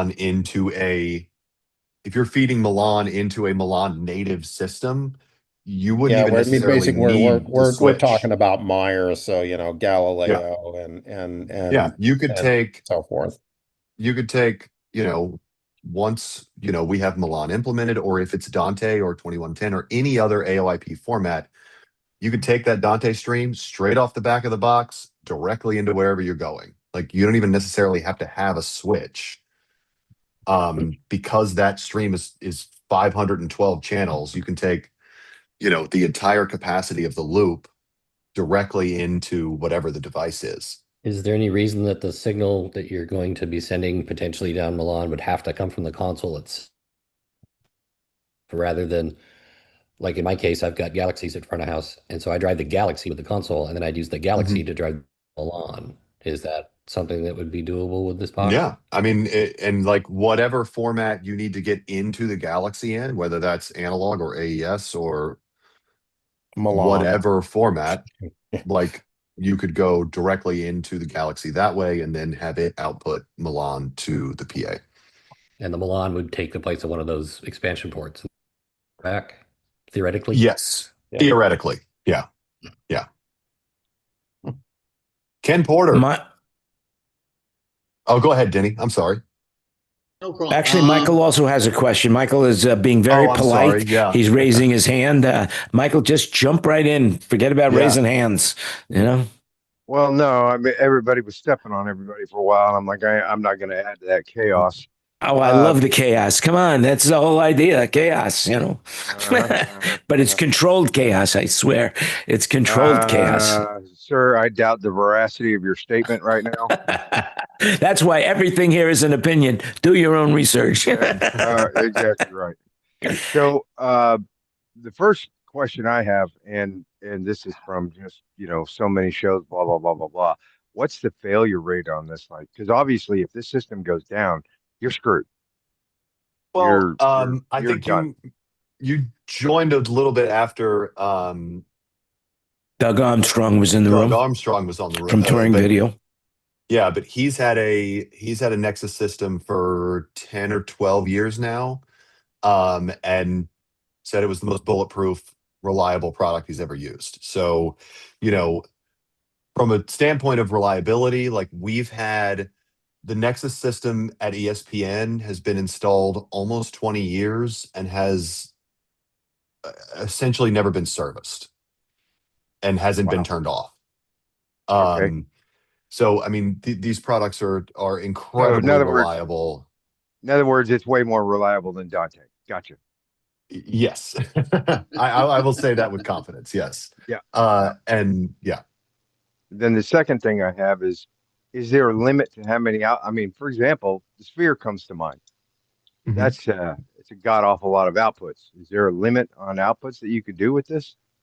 With AXIO, or is there a limit how much money you got? with AXIO, the loop capacity is limited to 512 channels. With a Nexus system, the maximum number of outputs is 65,535. Damn, and I need 635. I needed 36. Damn, I'm short. I don't know what to do. Yeah. So that's there's essentially no limit to a Nexus system as far as capacity is concerned. Gotcha. Okay. Yeah. Thank you. Of course. Denny, do you have your hand up? Yeah, earlier you talked about the fact that there's a limiter inside that we could switch on at the AXIO box or in the Nexus box. So are these very transparent? Are they known to be transparent? Are they look ahead limiters? I mean, how it does not. The converter limiter is not a look ahead limiter. Okay. The console limiter actually has a pre-delay function that essentially functions as a look ahead, which is really interesting. That's a totally different conversation, but it is very transparent and sounds honestly, I couldn't believe how usable that limiter is. For it being essentially built into the converter. Now, there are limited applications where you necessarily want to use that, especially at the converter, because you're basically limiting. It's not variable. There's no controls for it. It is just a brick wall limiter at like minus 0.1 dBFS. Okay. It's just keeping you from hitting digital zero on a 24-bit signal. Beautiful. Okay, that was question number one. Second question is, and now I'm jumping the gun way ahead again, just because I'm not sure if we're going to talk about anything else in Axios. So you were saying about the fact that this preamp is, very natural, no color, blah blah blah. Yeah. So my question is, do Avantis consoles have a some form of coloring parameter? Like, for example, on the S6L, there's the heat. You can go tube-like or you can go tape-like. Is there some form of something similar to this? Not built into the console. No. Okay. No. So in other words, so if I get this, that means that if you want color, you got to choose it with your microphone or your choice of DI or something like that. So you got to get your color at the front end. Or, through an insert. Right. Oh, yeah. Okay, of course. You can jump out to a Neve, Denny. Yeah. Okay. You Or know, just use a jump out to gamble an thing. MD. It'll sound great. Yeah, that's actually an interesting. So if you turn on phantom power to a port, put a DI box on it, what are you generally seeing for signal levels coming in and your conversion of that signal? I mean, that's going to depend, kind of greatly on what DI you're using, what the input's like. But in my experience, in most use cases for, regular show inputs where you're not doing something weird and esoteric, you know, you're going to get, it functions like a normal mic pre.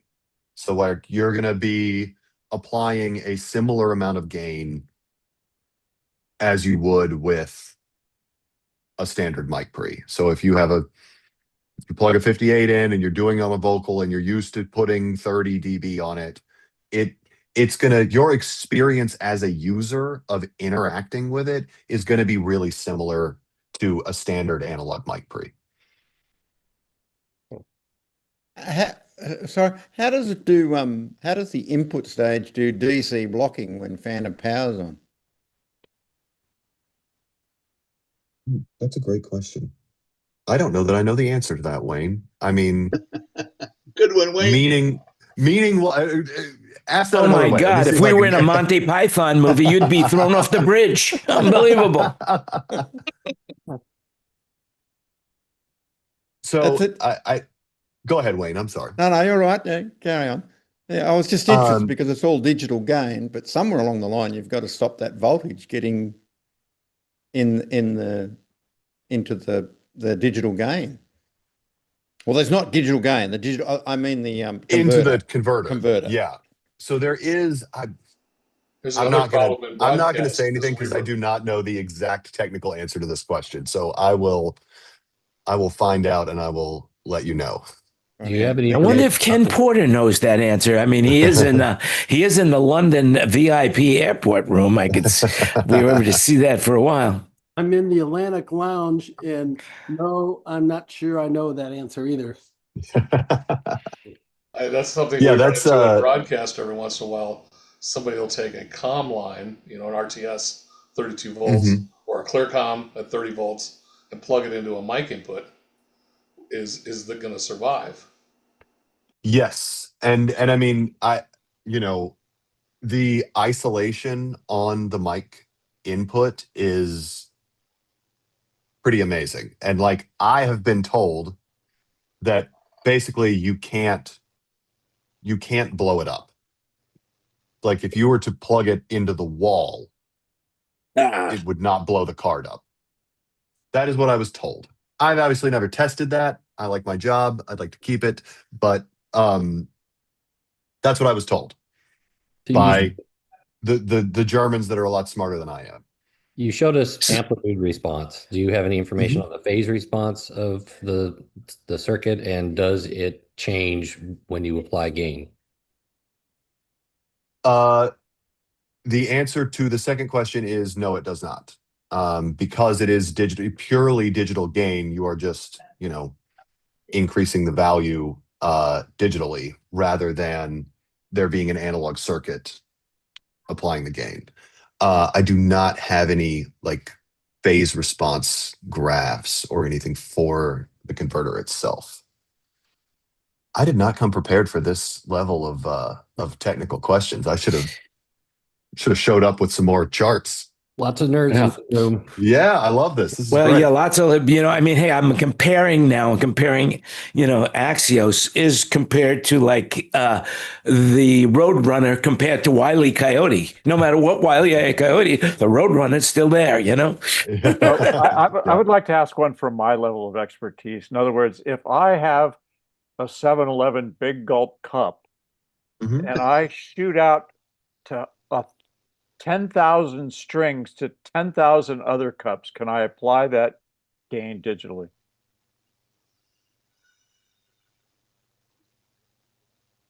It's a distributed system question. It depends on fluidic resistance. There you go. It's a giant unity gain device. So I would say the answer to your question is yes. Okay. Yes, but you need a flux capacitor.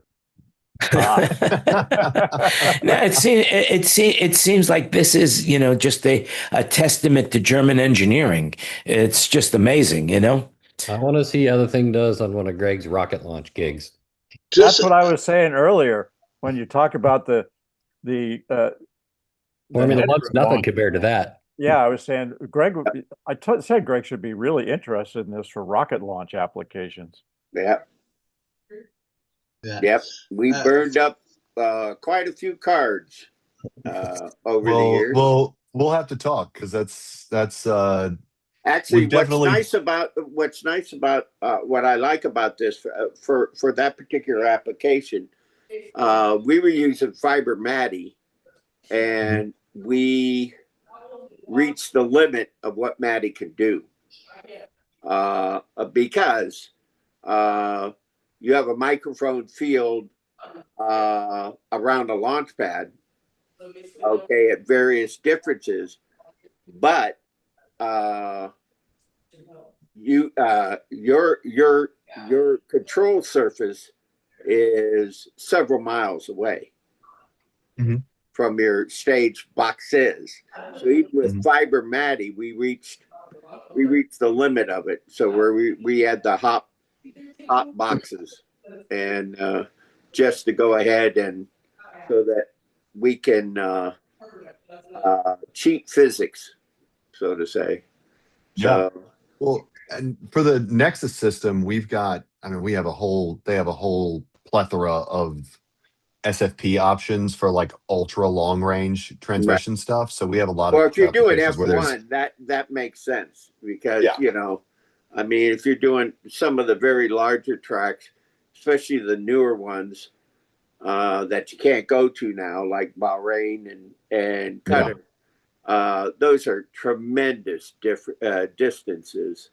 Well, and those are mixed in England. Really? Yeah. So like the Singapore race is still mixed in England. Wow.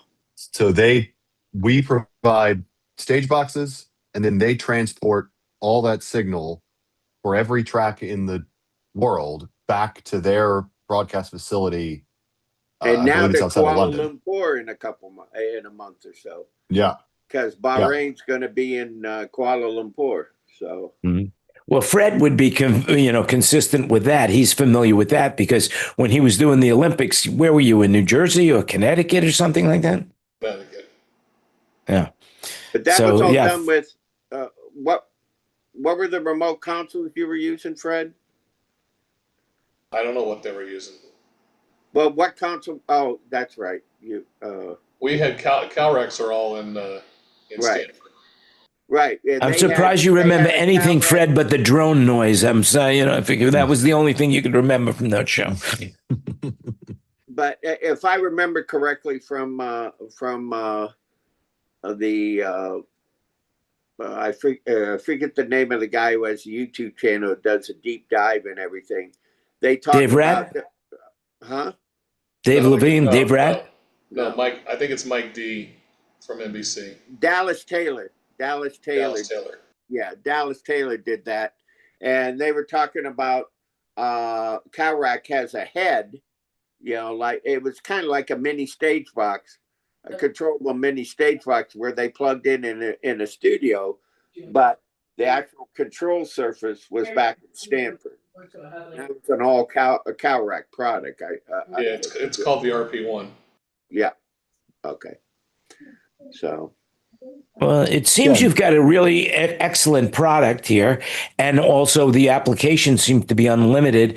It seems like award shows. This is like was designed for award shows where they have so many inputs going in, or maybe a major sporting event like the Super Bowl or halftime at the. Halftime at the Olympics, or halftime at one of the major events, as if it was the World Cup or whatever. When they had so many different artists performing. Don't forget festivals. That would be pretty good for festivals because now you can just hand off to any console they bring in, and they don't even have to run their snake and crap. Mm-hmm. Yeah. Yeah, The only thing I can't see it applications are- used for is home use here at my house because I have no use for it. But other than that, you know. But Denny, you have another question? Go ahead. Well, actually, it was not a question. I just wanted to let you guys know that Mr. Scoville got one of those compact boxes to test out. So next time we see Mr. Scoville, he should be able to give us his review of the compact. I'm sure he's going to do analog in, because I believe that box can do analog ins and AES ins, right, Chris? Correct. It does 8 analog in, 8 line out, and 8 AES, and then there's a 64 channel Dante port. Mm-hmm. When you say line out, what do you mean by that? It's the same. It's actually the same D to A card that's in the Nexus system. So that's so you have balanced outs coming out of it. Correct. Okay. Correct. Yeah. Okay. I'm going to move the conversation a little bit right now to Ken Porter because I know that he's in Atlanta, but I know that you, Chris, you let it be known that Ken is the main distributor of Stagetec. Is that correct? That is correct. Did I understand that to be correct? Mr. Distributor there in Atlanta, are you there? Yes, I am. Is there anything you want to add? Call my office, order stuff. Bye. Bye. Hey, we want to see what it looks like in the executive lounge over at the first class airport lounge. You know, some of us are not fortunate enough to travel that way. Delta One lounge here. It's just a regular Delta One lounge, and I'm stuck in the corner to kind of be quiet. Oh, who's your dealer in Houston area? Right. Let's see. Could it be Michael Frawley? Could it be Michael Frawley? Because Michael Frawley happens to be there at this moment in time. Well, we'll have to. I don't know that we don't have a dealer right now in the Houston area specifically, so we'll have to talk about that. Very good. So, Chris, is there any more of the presentation that you want to go, or should we just open the room now? That covers everything that I, kind of wanted to show you guys. So, like, if anybody else has any questions or things we want to talk about, but that kind of gets you through There is one thing I would love to see, if it's possible for you to see us, is a demonstration of the matrix on so that we could actually see it in action. I know you had some charts about what it looked like, but is there a way that you could show us something so that we could see it in action? Let me see what I can do. Give me 1 second. It's actually in the other room, so I think I can get into it from here. Or do you have any pictures of your desk? Of our console? Correct. Yeah, absolutely. So let me see if I can get the GUI up here. And do you guys offer training on this? Oh yeah. I mean, it doesn't seem like it would be too intensive, but still I know plenty of people that would look at it and go, huh? It seems very intuitive. I mean, it seems extremely intuitive and bulletproof, actually, it seems. And so these are not new products that you're showing us. These the AXIO is a brand new product. Okay. Yeah, this is it is brand new. So what did that guy that was on here before and had it for 20 years, what does he have? That is Nexus. So let's see here. Is that a legacy product, or is this that is our kind of like big matrix routing system. So that's the one that I was talking about that has 65,000 inputs and outputs. Yeah, that's your original D show. Yeah, correct. That's kind of like our kind of main first product. So let me show you guys the GUI here.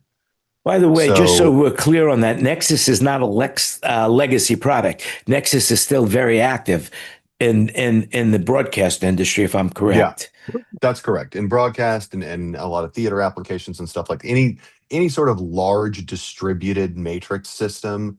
And we still sell a lot of that stuff. But there's 6,000 Nexus systems globally.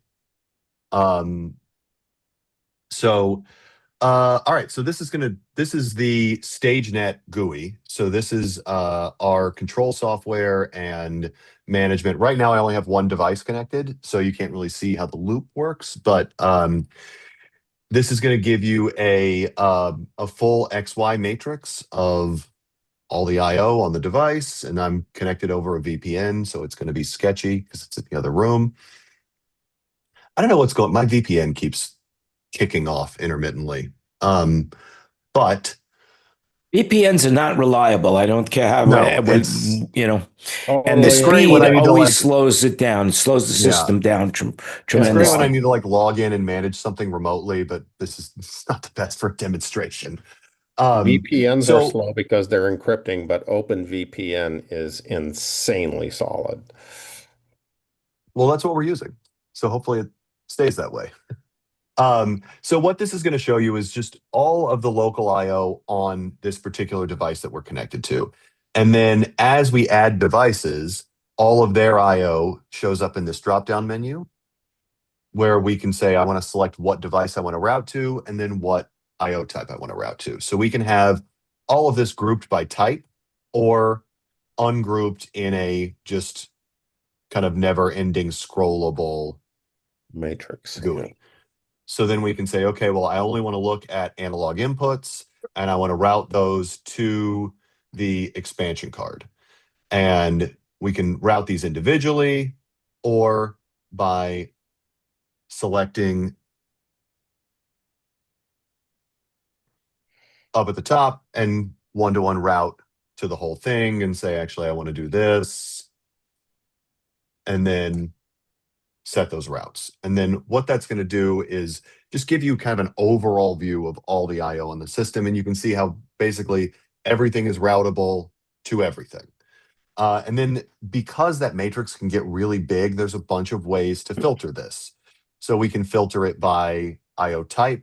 We can do tags. So tag specific types of I/Os or a specific card in a, there goes my VPN again. In a specific way, or we can keyword search. So as you type in names or labels to I/O, you can type in a keyword here and it will filter based on what you type in. So if you're looking for bass, you type in bass, it's going to automatically search and filter based on input and output labels. Then Can you build this offline, like an offline editor, and then load it? you will be able to soon. Yeah. Fantastic. Right now, yeah. How do you manage the split as far as, so that was all 1-to-1, but what if you, can you double assign in that matrix? Yes. So what you're going to do is in the matrix, you're routing to the preamps. So virtual preamps is how we manage the control for the splits. So how that's defined is in this console connection menu. So what you're going to do here is you're going to say, okay, I have a MADI-based console, and it is OSC controlled. And what it's going to do is you're going to type in the IP address of that console, and then it's going to give you at the bottom here all of the OSC commands so that you can type those into whatever device you're using, whether that's your console or a Stream Deck or literally anything that can generate OSC commands. And then what it will do is take everything that you route to that MADI port, and it will show up as a controllable OSC device. So when you're in here, and this is, sorry, guys. So there's a lot of drag and drop as well. It's just it's more of drag and drop as well. And the whole GUI is really designed to be very touch friendly, big buttons, easy to read, and to make it as easy when you're on a show, you're moving quickly, to touch things with your fingers and not have to like really intricate small buttons and things like that. Is there a show mode so that you can lock yourself out of the ability to screw yourself up by hitting the wrong button? Yes. And there are, so that's this access parameters, that's where we would go in and edit basically what users are able to access which parameters, and can we unroute things, and how do we manage and control who can do what and when. So your preamps get routed out to the MADI port. And what's going to happen, and the way that we manage this is you're going to patch your console 1-to-1. And then you're going to, do your scramble patching in StageNet. And that's how we manage mapping the control data. So in order for our software to know where to route things and how to map the control data coming from your console, you're going to route your console 1-to-1. You're going to patch your input list in our software. And then that's how it knows what channel is going out, what output to your console, and how to then ingest the control data and map it to the appropriate mic input. So we can go in here, and this is how we can, I really like this feature. This is very cool. So we can go in here and say, okay, I've got 16 mic inputs. I want to label all 16 mic inputs. Yes. And so I want to go mic inputs, select all, and I want to call them analog in, and I want to start with 1. And I can hit apply, and it will auto apply numbers for everything that I have selected with a selected start number. So actually, let's say this is actually unit 2, and it's starting on channel 17, then I can go in here and say, well, actually, I want to start at channel 17, apply. And it makes labeling stuff really quickly when you're doing kind of path-based labels and you're not typing in the whole input list. Danny. How do you handle, I mean, let's say you're doing a 3-band show, and the patching is obviously going to be different between the 3 bands. How do you set that up to, I mean, is it seamless? Does it pop when you need, I mean, what do you do there? So there is a full filing and snapshot system as well. So we can recall routing presets, and then so program all of that on a per band basis, and then recall those parameters. And that switching happens within a single sample inaudibly. So, for example, Awesome. like we did some testing with some playback engineers about a year ago with a Nexus system, where we brought 2 playback computers, redundant playback computers, into a Dante card, and then I set up a logic trigger to switch between the 2 computers. So in the event that one computer failed, we have a fallover to the redundant computer. And what we were able to do is I set it up on a Stream Deck button where I could press the button and switch between the 2 computers. And I was like, all right, you listen and tell me if you can hear when it switches. And so we pressed play and we were listening, and he goes, all right, tell me when you switched it. And I was like, turn around. And I was just sitting there with the button as fast as I could switch it back and forth, and he couldn't hear it. So when I tell you that the routing switching and it is inaudible, you can't hear it. It happens within a single sample. But back to the cross-patch. So you're saying that you can't cross-patch in here, or you can? Yeah. Oh, no, absolutely. Yeah. And how do you double assign something? Well, what if I want it to go 2 places? I want the same input to go to 2 different places. You can route not that 2 different input consoles, out, but like 2 different channels in the same console. So you would, like, let's say you're feeding it this way, and then you would go, I want to take this input and I want to route it out all of these outputs. And then I want to route it out this expansion port too. And you can route 1 microphone input out 1,000 outputs if you want. And save all this stuff in the snapshot. Yeah. And then save all of this, recall it, protect it, back it up to a USB drive, take it somewhere else. Yeah. So the filing and recall system is going to function basically like any console or other piece of hardware. So for festival or touring or, one-offs, you would still have to have a pretty nice and elaborate stage box analog distribution system that you could, pre-patch, pre-label, all that kind of stuff. Yes. So like if you're talking about like subsnake boxes for a festival. Now the thing that's interesting about this is that you would not necessarily, okay, this VPN is not happy with me being on Zoom as well. So what you could do is, because you have the routing flexibility, you would not necessarily have to deal with scramble patching.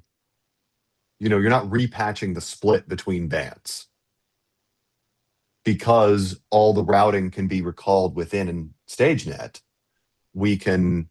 You could have Subsnake 1 is 1 through 16 and Subsnake 2 is 17 through 32, and then all of your per band patching can happen obviously in StageNet and then be saved and recalled.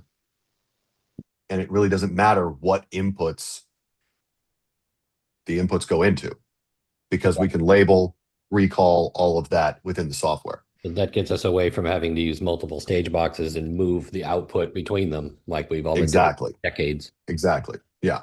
So economically, it actually could replace three conventional splits, which would make it much more cost competitive than having 3 or 4 RAM latches or whirlwinds or something and having to move the output. Yeah, you're not having to try to make a W4 in the middle of the show, which is scary.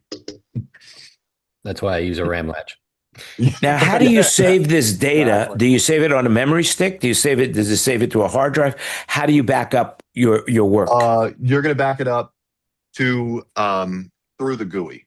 So to whatever computer you're connected to, via USB or to the local hard drive or whatever. But the filing system operates through the GUI. So there's not a USB port on the device. You're connected to it via the interface, and then you're going to download the file from the unit that way. Is there any reason why you'd want to have a dedicated laptop or something that's just addressing the split rather than something that's also doing smart and running your Galaxy and all that on it? No, because it's just a website. There's basically there's no processing power to run it. All it's doing is viewing the website that's hosted on the hardware. So it's really, really processor efficient. So it's not a big drag on the computer. Okay. Hey, Chris. And I'm assuming it's Windows based, or is it both? It's just a website. So you can access it from anything that has a web browser. Hey, Chris. Yes. But with that processing power, you could run Pro Tools on it and be able to archive all the tracks through it on top of the controlling the inputs, all the boxes. Yeah, I mean, that's the thing, is like, because it is so it's not requiring anything of the computer that you're running it on. You could run it on a machine that's doing just about anything else. I mean, if you would, check the score of a game on the computer, that's essentially the amount of processing power that we're talking about here. Except in a VPN, right? Yeah, except when you're trying to VPN into something that's across the hall in another room. Wow, this is like the Veggie-matic of our industry, man. It slices, it dices, it chops. It's, Denise, go ahead. Actually, it's a question both to Chris and to Mr. Porter. I know that you guys right now are handling Canada as well, but is Stagetec looking for somebody just in Canada, by the way? I'm just curious about this. I mean, yes.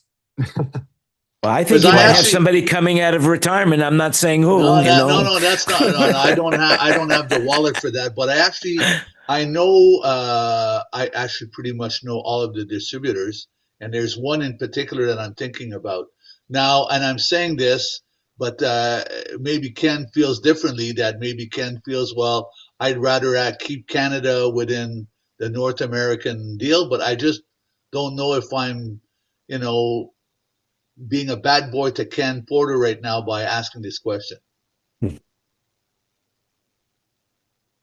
Well, I will tell you this, Denny. Seeing we're now almost 2 hours in, only the diehards are listening right now. You know, everybody else is going wherever they want to be. I know, but So what happens if you don't have internet access where you are? Oh, it's not. It doesn't require the internet. Yeah.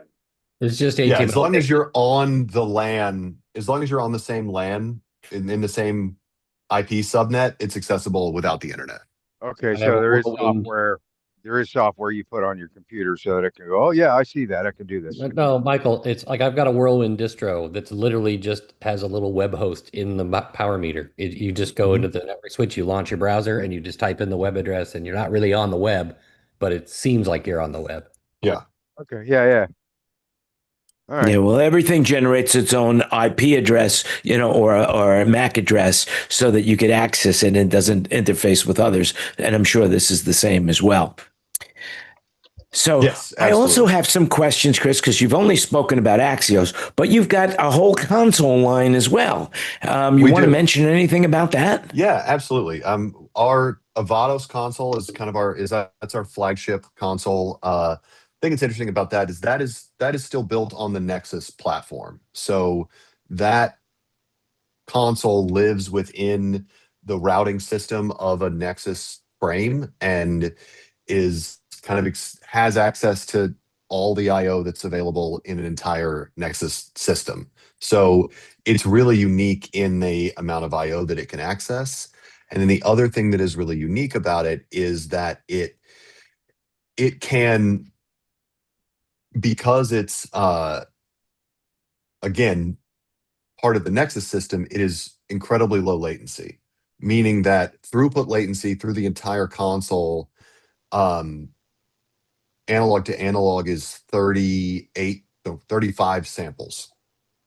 Okay. Now, on that console, by the way, just an FYI, if I was really, computer savvy, I'd be able to say right up there in the corner, you can click on that link and you could go to show 207, where Daniel Schindler went into the Avos console in a big way. So you could also see that as well. But I will, at the end of this video on YouTube, there will be a link that you can just click on and go watch that show as well. Make sure I put that up there. Does the console that would be great. have delay integration? It's show 207, by the way, May 7th. Does the console have delay compensation? It does not have automatic delay compensation, no. So this is, I'll show you guys. So another thing that's kind of unique about Avatos is that the DSP and the control surface function totally separately. So we can have either the largest DSP core and the smallest surface, or the biggest surface and the smallest DSP core. It doesn't matter. Those kind of things are interchangeable. But the console comes in, the control surface comes in 34 different formats, from 12 faders up to 96 faders. And then let me get over here where I can show you guys. So when you're looking at it, the console DSP lives in the Nexus Star router. So this router frame at the bottom right-hand corner here has a bunch of IO cards in it for other devices. And then that right-hand side is the controller card and the DSP cards that house all the channel DSP. Maxed out, it's about 800 input channels. And then obviously your output buses come out of that number. So as you add buses, you lose input channels. Denny. Did I have a brain fart here, or this console does not work with the new Axios? Oh no, it does. It does. Okay, sorry. No, of course it does. Sorry. I'm sorry if that wasn't clear. It's the way that Axio interfaces with this is over 2110. So it's, as far as you're concerned, it shows up as a native device. You just plug it in, but what's happening in the back end is a 2110 connection between the Axio and the Star router. Okay, but okay, so there's something that I'm missing here. So the Axios box does not have the console's DSP for processing, DSP for No, processing. So that means that if you have an Avantis, you do need a Nexus box which has all the console's DSP in it, right? yeah, this box on the screen here at the bottom right-hand corner. So Okay, that's basically the brain for the console. okay. And Um, um, and so this lives at the front of house, but this could live on the stage as well, right? yeah, and so then the connection between the console and the DSP brain is just a redundant Ethernet connection. So that can be over fiber or copper, and carries all the control data, all the screen data, as well as the local I/O for the headphones and the monitor outputs and the talkback mic and all that. So let's just say that we're trying to minimize the space at the front of house.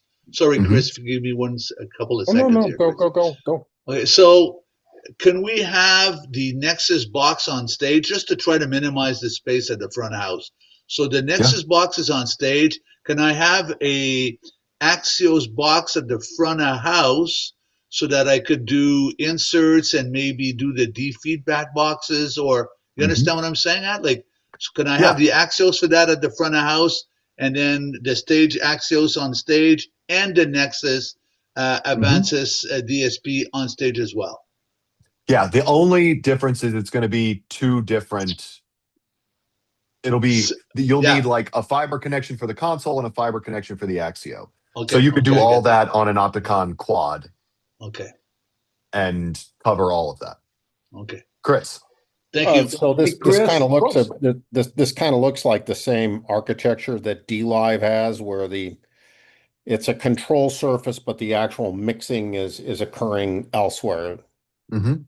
That's correct. And so along that Chris? Yeah. line, if the console gets disconnected or somebody runs over the fiber with a forklift, will it still pass audio at the stage box?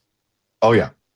Yeah. And the other thing about this, because of the DSP architecture of this too, like it is passing audio in about 2 seconds from when you plug it into the wall.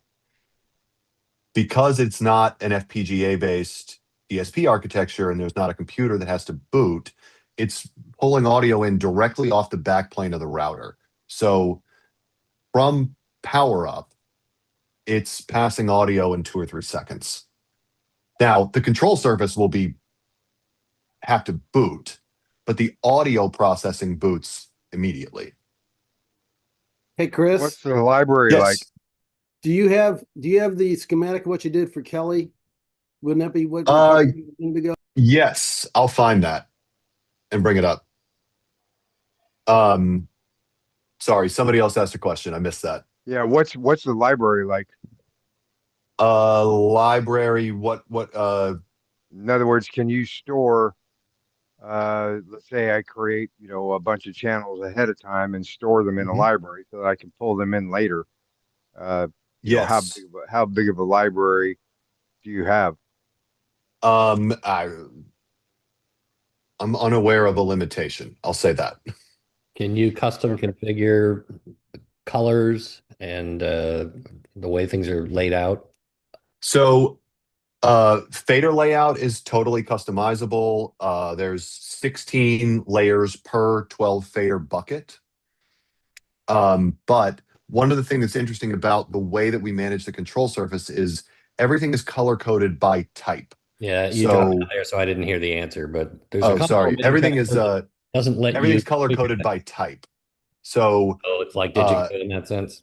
input faders, groups, sums, all of that is color coded by type, and then the same in the channel processing. So when the encoder bank at the top, so when we're looking at this encoder bank, those are all color coded, and so when it's EQ, it's green. When it's pan, it's orange. When it's dynamics, it's blue, and it creates a way for you to like really kind of quickly know what you're looking at. And because those encoders are remapped 1,000 different ways, it really kind of creates an environment where you're not constantly having to like look down at the console. Well, but can I make my drums all green and my bass purple and my vocals blue and my No. effects returns orange? They'll all be input channels, so unfortunately they will all be green. Yeah, y'all are going to need to change that. Yeah, I hate that so much with Digico. Yep. That's like almost why I don't use my Digicos. Chris, so let's Yes. say you're in EQ mode. So I know that the pots are actual dual pots, right? So in other Yeah, it's a words, concentric. it's a concentric. So what happens if you're so okay? So you've got gain and frequency as the two. What happens Mhm. if you need to get to the Q? What do you do there? You press down on the button on the top. And then it becomes the third Yeah. third thing. So Yeah. every pot is it could be actually be three things. Yes. So Okay. it's a top, a bottom, and a button all in Okay. one. And And you when touch the screen. yes, Yes. yes, Yeah. yeah. And so then all the screens are touch screens as well. So the lower screen kind of shows your channel strip, and then the upper screen shows metering, bus routing, all of that stuff. No, So I meant if you're trying to, adjust your cue, your bell, all that kind of stuff. oh yeah. Instead of touching the Yeah. button, So you that touch the screen as well. yes. So this screen Awesome. here, actually, I'll just bring it up here. I've got the offline editor here, and we can just kind of look at it. So let's say we're looking at the EQ and we want to adjust this. We can this circle around it. So rather than it being multi-touch and you having to pinch, this gray circle functions as a rotary where you can touch and spin around to adjust the cue. And when they're right on top of each other like this, it actually makes it a lot easier to interact with, where you're not trying to pinch and then accidentally grab the wrong thing. So we can do this, and then we can grab on this rotary and drag around to adjust the cue. But yeah, it's That's all cute. also controllable from the screen. So when we're looking at the channel view, the console has every channel has a 10-band EQ. So that's 4-band parametric, high and low shelf, high and low cut, and 2 notches on every channel. And then there are separate limiter, compressor, expander, and de-esser circuits on every channel. So you're not having to pick 2 or anything like that. It has all of them all the time. What? No auto tune? No auto tune. No. Kurt. Are there ports to support external screens, and is there anything that you would be able to move to permanently leave on an external screen? And does it support external plugins? Third party plugins. It does not. Okay, let me start at the beginning. It does not have a on the surface external screen, but it has we have 2 ways to control it separately. So to have things on an additional screen, we have much like the AXIO, there is a web GUI that is hosted on the hardware, which you can log into from anywhere and create custom layouts and fader layouts and panels for that. And then we can also access the full GUI through the offline editor as well. And you don't even have to have a Surface connected to use that, either of those functions. But as far as an external overview screen, there is not one native to the Surface. But I'll say that. As a controller? Hold on. I missed all that. Start over. Can you use? Oh, sorry, Ken. See you, Ken. Bye, Ken. Have a safe flight. Have a great week. Thanks. Can you use the offline editor in an online mode and have it as an additional handle that you can? Exactly. Yes. Okay. And the other thing is that with all of our products, every parameter is accessible via OSC or Ember Plus. So any external controller, whether it be a Stream Deck or anything else that you want to use as an external controller for the console, all of that functionality is open and can be mapped to whatever other external controller you want to use. Danny. Are all the processors, so the limiter, the compressor, and the expander and the EQ, are they switchable in order? right here. There you go. Okay. So, the other, and this is all drag and drop. Yeah. We okay, can drag and drop. reorder per the channel. And like, let's say we want to take the side chain and we want to feed the limiter with the side chain. We can drag and move that. We can move pickoff points for all of the different outputs of the channel. So this is all configurable on a per channel basis. Yes. Okay. Panorama. Is that just, I'm assuming it's stereo in 5.1. Could it do anything else? It does. We do up to 714. Okay, 714. Okay. Yeah. Beautiful. Great. Fred had a question. Let's say you get a channel set up with your dynamics and whatever. Is there a copy paste function so you can drag it across multiple faders? And I saw there was a copy button there, but I wasn't sure about a paste. And but if in yours, can you select certain places, or is it a full channel copy paste? So if we go to the copy menu, basically we're going to select what we want to copy and then where we want to copy it to. That's what I was looking for, the copy menu. Okay. So I want to copy everything but the pan and the compressor, and I want to copy it to all of these channels. Right. Okay.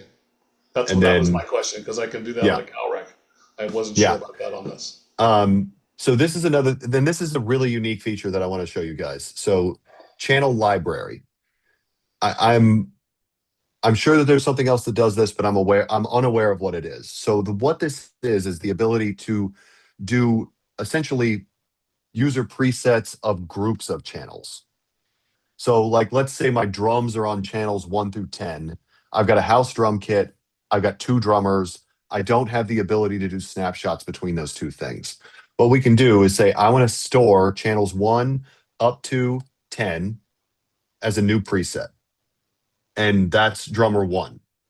And then I'm going to move some stuff around and change my parameters. And now I need to say, okay, now I've got my preset for drummer 2, new content, that's drummer 2. Now, I can recall all 10 of these channels at the same time back to where they were, or copy them as a whole chunk of channels to somewhere else on the console. So I can take one and say, actually, well, I only want to recall the faders from preset 1 and then paste them back where they were. Or I can say, actually, I need to add a tom and I want it to be on channel 5.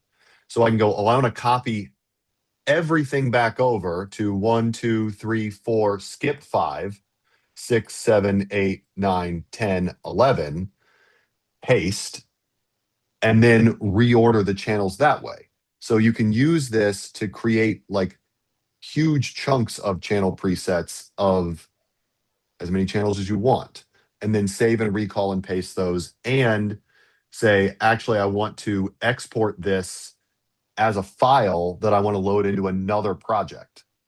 So I want to take the whole band, all 60 inputs of the band, save it as a preset and load it into another project. Can you do anything like that with dynamic control? Like, for instance, having multiple different preset levels for threshold on a gate or something like that to switch between the velocity that the drummer's playing that particular song on? You mean like as in something else would trigger that? Internet cut out. You mean as in something else would trigger that? Explain that a little further. Like, can you create a button, a recallable button that would allow you to swap back and forth between, say, for instance, noise gate threshold without having to have a snapshot every time you want to go to that different noise gate threshold? Yes, because we could basically assign the threshold value to anything that can generate OSC. So we can assign a button that says set the gate threshold on channel 12 to -40, and then assign another button that says set the gate threshold channel on channel 12 to -20. But that'd and be then toggle between those. Like a Stream Deck or something? Yeah. That'd be the easiest way, or through touch OSC or any other external control that can generate OSC commands. Okay, so will this console run plugins, third-party plugins like Waves or UA or any of that stuff? So it does not run anything natively on the console, but what we can do is it's obviously going to show up as an insert as it is on anything else. But one of the unique things about this is when we're looking at the surface, so each screen on the surface is its own individual Linux node, its own little computer. So one of the advantages of that is there's no single point of failure in the surface. So each screen is connected to a redundant network switches that connect to the controller card. Now, one of the advantages of that is that each screen can be its own remote desktop connection. So when we're talking about integrating with Super Rack, we can do snapshot recall and file load and save via ProLink to Super Rack. And then we can remote desktop on any screen on the console and bring up Super Rack directly on the screen. So it is as close as you can get to running Waves on the console without the unreliability of Waves having to touch the console. And then you're doing an MGB to MADI or however else you want to get in and out, the audio in and out of the system. And same thing for the DAW, Chris? Mm-hmm. Yeah, so like when I'm working on this, like I will take and like on the Avatos S, like I'll put Waves over here on this screen and I'll put Pro Tools over here on this screen, and I can have, if you're doing Clang or you're doing something else, like you can load different applications on different screens and then really quickly toggle in and out of those. So like, okay, I need to see my meter bridge, turn Waves off, or I can take that meter bridge screen and move it down to the lower screen for a second, move it back. You can really, it's really flexible in bringing in other applications and hosting it on the surface without it having to touch the audio DSP portion of the console. So if you're using the E, because I'm assuming that you're going to want the screen to be in the console mode, but let's just say that you're tweaking an effect. You could decide one of the screen to be going to your VS3 or your Super Rack, do some mods on there, and then get back into the console mode. That is what you're Exactly. And saying. it's just a button. When you're looking at it, it is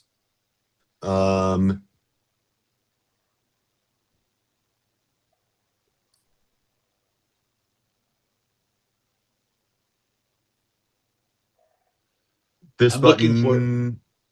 Oh, I'm looking for it. It's not, because this isn't the actual console, the button's not there, but there's a button right here that says EXT, external screen or external control. And then you would just toggle that button on and off, and that would flip you between the remote desktop connection and the control. Great. Thanks, Chris. Yeah, of course. So as far as routing is concerned, this is very similar to how the AXIO GUI is set up. So you have access to all of the IO. So like, for example, this is just the IO associated with our demo system. So this is about 9 Nexus-based devices. And this will scroll. It's about 8,000 inputs is what this system's looking at right now. And then we can obviously sort that however we want, and then route that, say, okay, I want to route,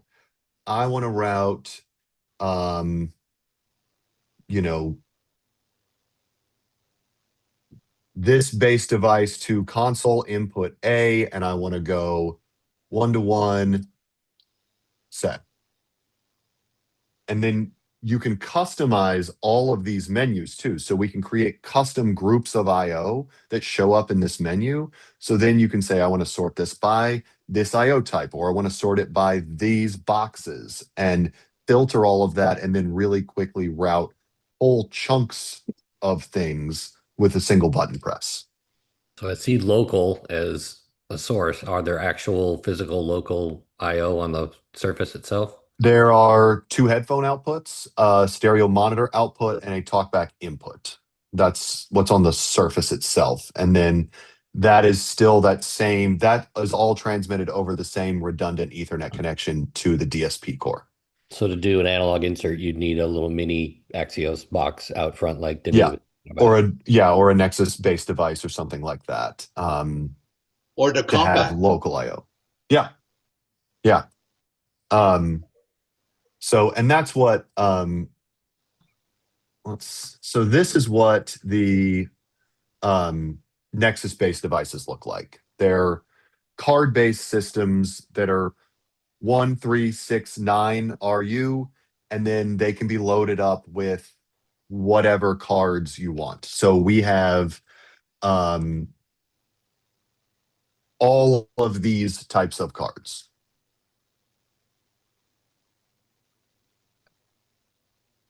And then another thing that is unique to this system is every device, every Nexus-based device, the console DSP, each also house 256 programmable logic circuits.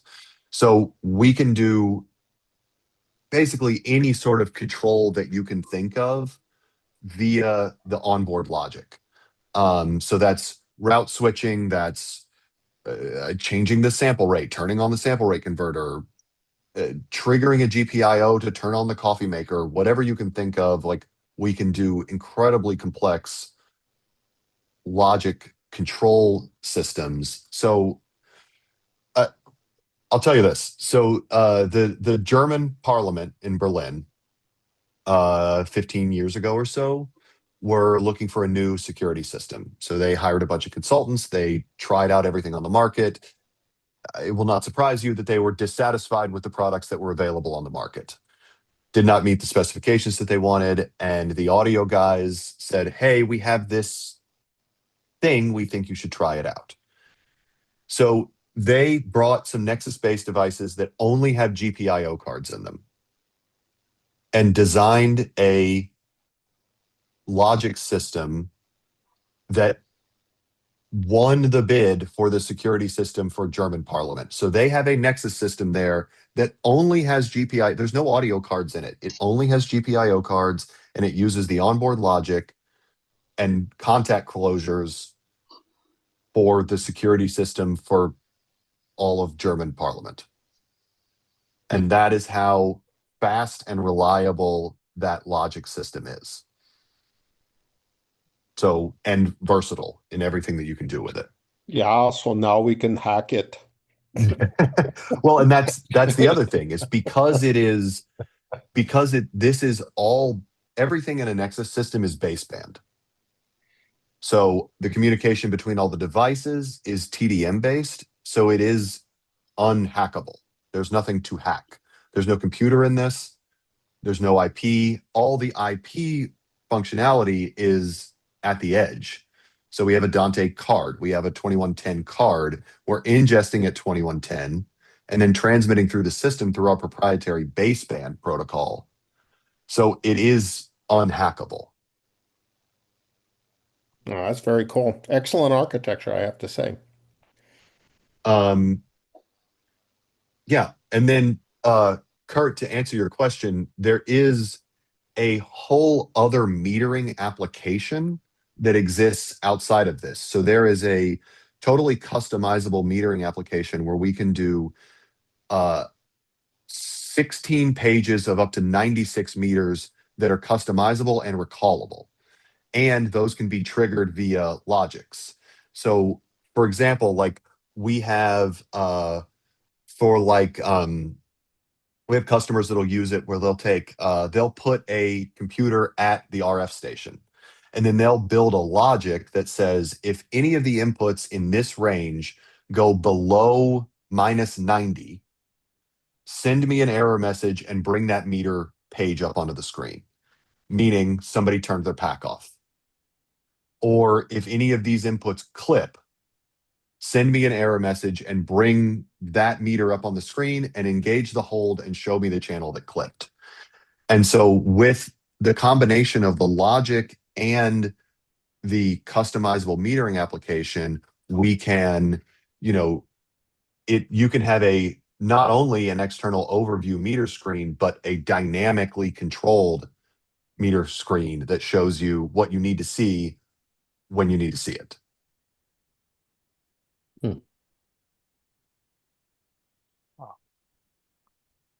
I want to see, before we get out of here, I do want to see if I can show you.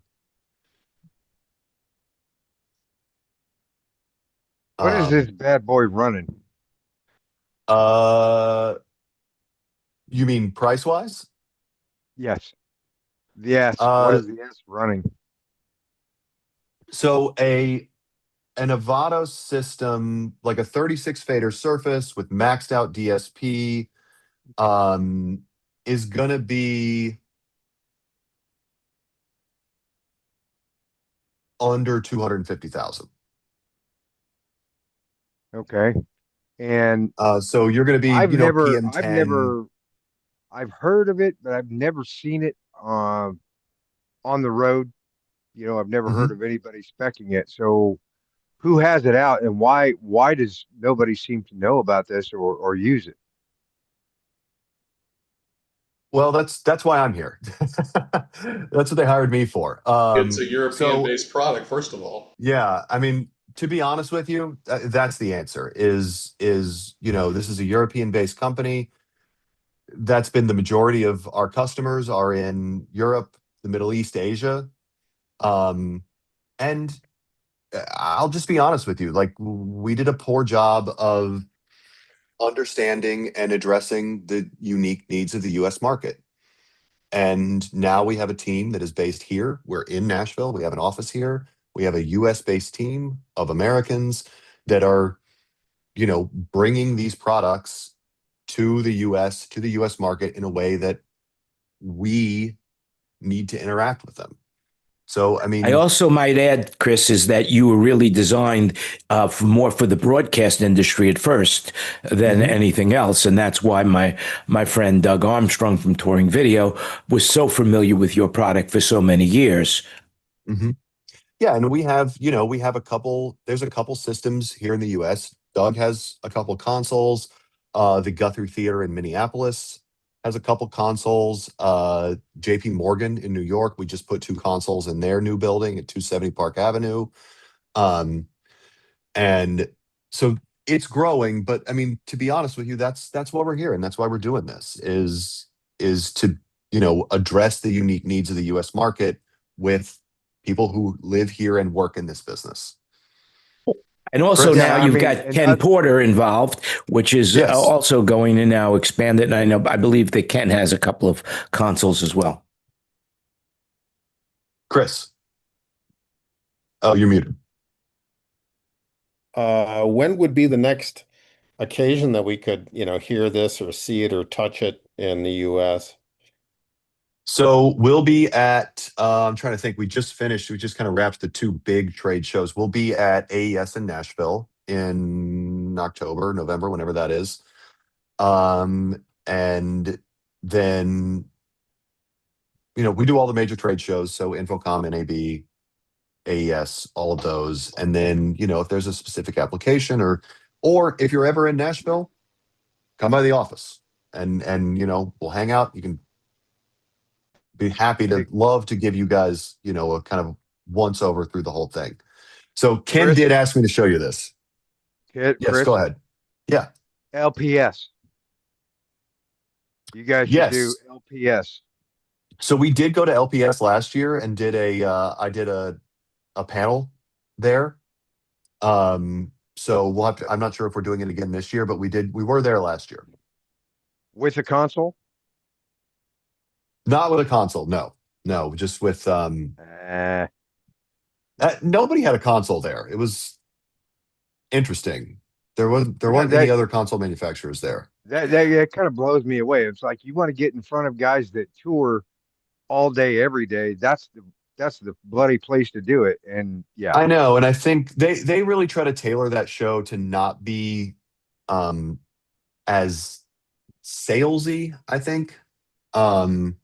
So we were also surprised that there weren't, it's less like a traditional trade show, but we had a great time there. Met a bunch of great people and really enjoyed hanging out with everybody. But nobody brought a console, which was interesting. Very focused on networking opportunities.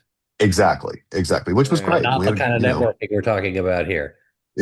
No. Yeah. But yeah, Ken did ask me to show you all this, so you take a look at this. I know this looks like nonsense, but this is a block diagram of the Kelly Clarkson system that's in Las Vegas right now.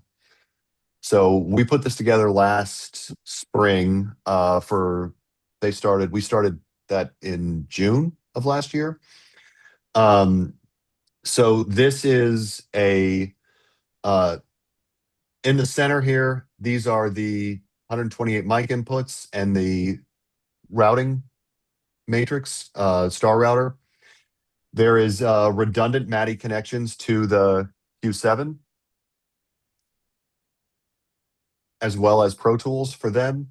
And then there is an additional redundant analog output to SD racks. Now, the reason that we did that is they were unsure if, because this would fundamentally sound so different, there was concern over the sonic difference, although arguably better, maybe not what the artist wanted to hear in in-ears. So as a backup, we provided a full analog mic level output to the SD racks.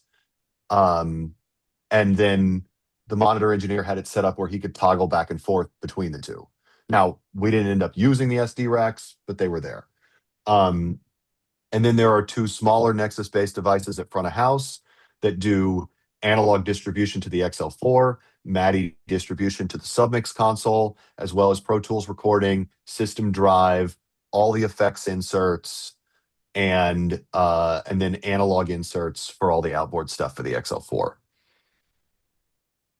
And all of this, this is one of the hardest things I've ever done, fellas. Getting this thing. What, this meeting? No, this designing and building this system and making this thing do, being able to do a modern pop show and with all the functionality of that and integrating all analog outboard, old school hardware effects and an analog console and having all of that controllable snapshot recall from a single button was tough. What I really like about what I really like about this is there's no need for that $250,000 console. In other words, you can have like the Nexus as your hub, and then you just go out to whatever you use. So our friend here, Kurt, is a gamble guy. He can go into there, go to his gamble, but then he can go to whatever console the monitor engineer is using, to whatever other console the FOH guy is using. This is like a perfect hub to do all of that. Yeah, exactly. And we have a couple other tours who are using analog consoles that will be integrating Stagetec into their next tour. And I can't tell you what those are right now, but like we have a couple other systems that'll be going out on the road in this exact scenario. Digital monitor console, analog front of house console, and with Stagetec kind of as the hub for all of that. Wayne Pauley, Lee Bryce. I know Wayne really well. Known Wayne a long time. Yeah, me too. Well, Chris, I want to thank you so much. Yeah, fellas, this was great. I want to thank you so much. I appreciate you. This has been a deep dive into Stagetec. I mean, 2.5 hours have gone by like it was just a minute, and you've done great. I didn't even see you take one drink, not even one drink to I finished fresh your my palate. whole water bottle. Oh, there you go. Well, you did it very secretively. I love that. I also want to point out to those people that had bets on Kalshi that the German Parliament would be mentioned, or that Chris would be stumped more than one time, or mention of J.P. Morgan. You all lost. You all lost the Kalshi bet. So that's pretty amazing, right there. I had a bet one person would have a propeller coming out of their head. Yeah, well, there you go. Thank you, Christopher Coos, for that. Anyway, in closing, is there anything that you want to say before we go off the air? Thank you guys for having me. This was great. I had a great time chatting with you all. Very good. And hopefully we can do it again soon. One last question. Why does Kelly have so many analog inputs? What is going on? She wanted an analog console, and so we made it happen. It's a really unique show where they're doing no tracks, and every input is live. And so there's 5 guitar players and 2 drummers and a horn section and 4 background vocals and a string section. And so they said, we want to do the entire thing analog. There's no click, there's no tracks. And it's a very cool show. So if you get a chance to see it, you should do that. Yeah, She's at the Coliseum, is that correct? Correct. Yeah. Yeah, Coliseum's a wonderful room. If you've never seen a show, the acoustics in that room are more than amazing. I believe that Solatech has that huge Meyer box on the ceiling. I forgot what it is. That huge speaker system that they have. Maybe it's Kurt a remembers system in there now. What? Constellation? No, it's a Leo system in there now. Oh, they have Leo. Yeah. But they have a speaker in the top of the room. It's one of their proprietary boxes that is a very, it's designed to give a wide display. I can't remember the name of it offhand. Soundbeam. What? Soundbeam. Oh, yeah, the Soundbeam. They had That's sound beams in there when Celine was in there. Yeah. Oh, is that what it was? They have the sound beams on gyros so that if an audience member gets disruptive, they just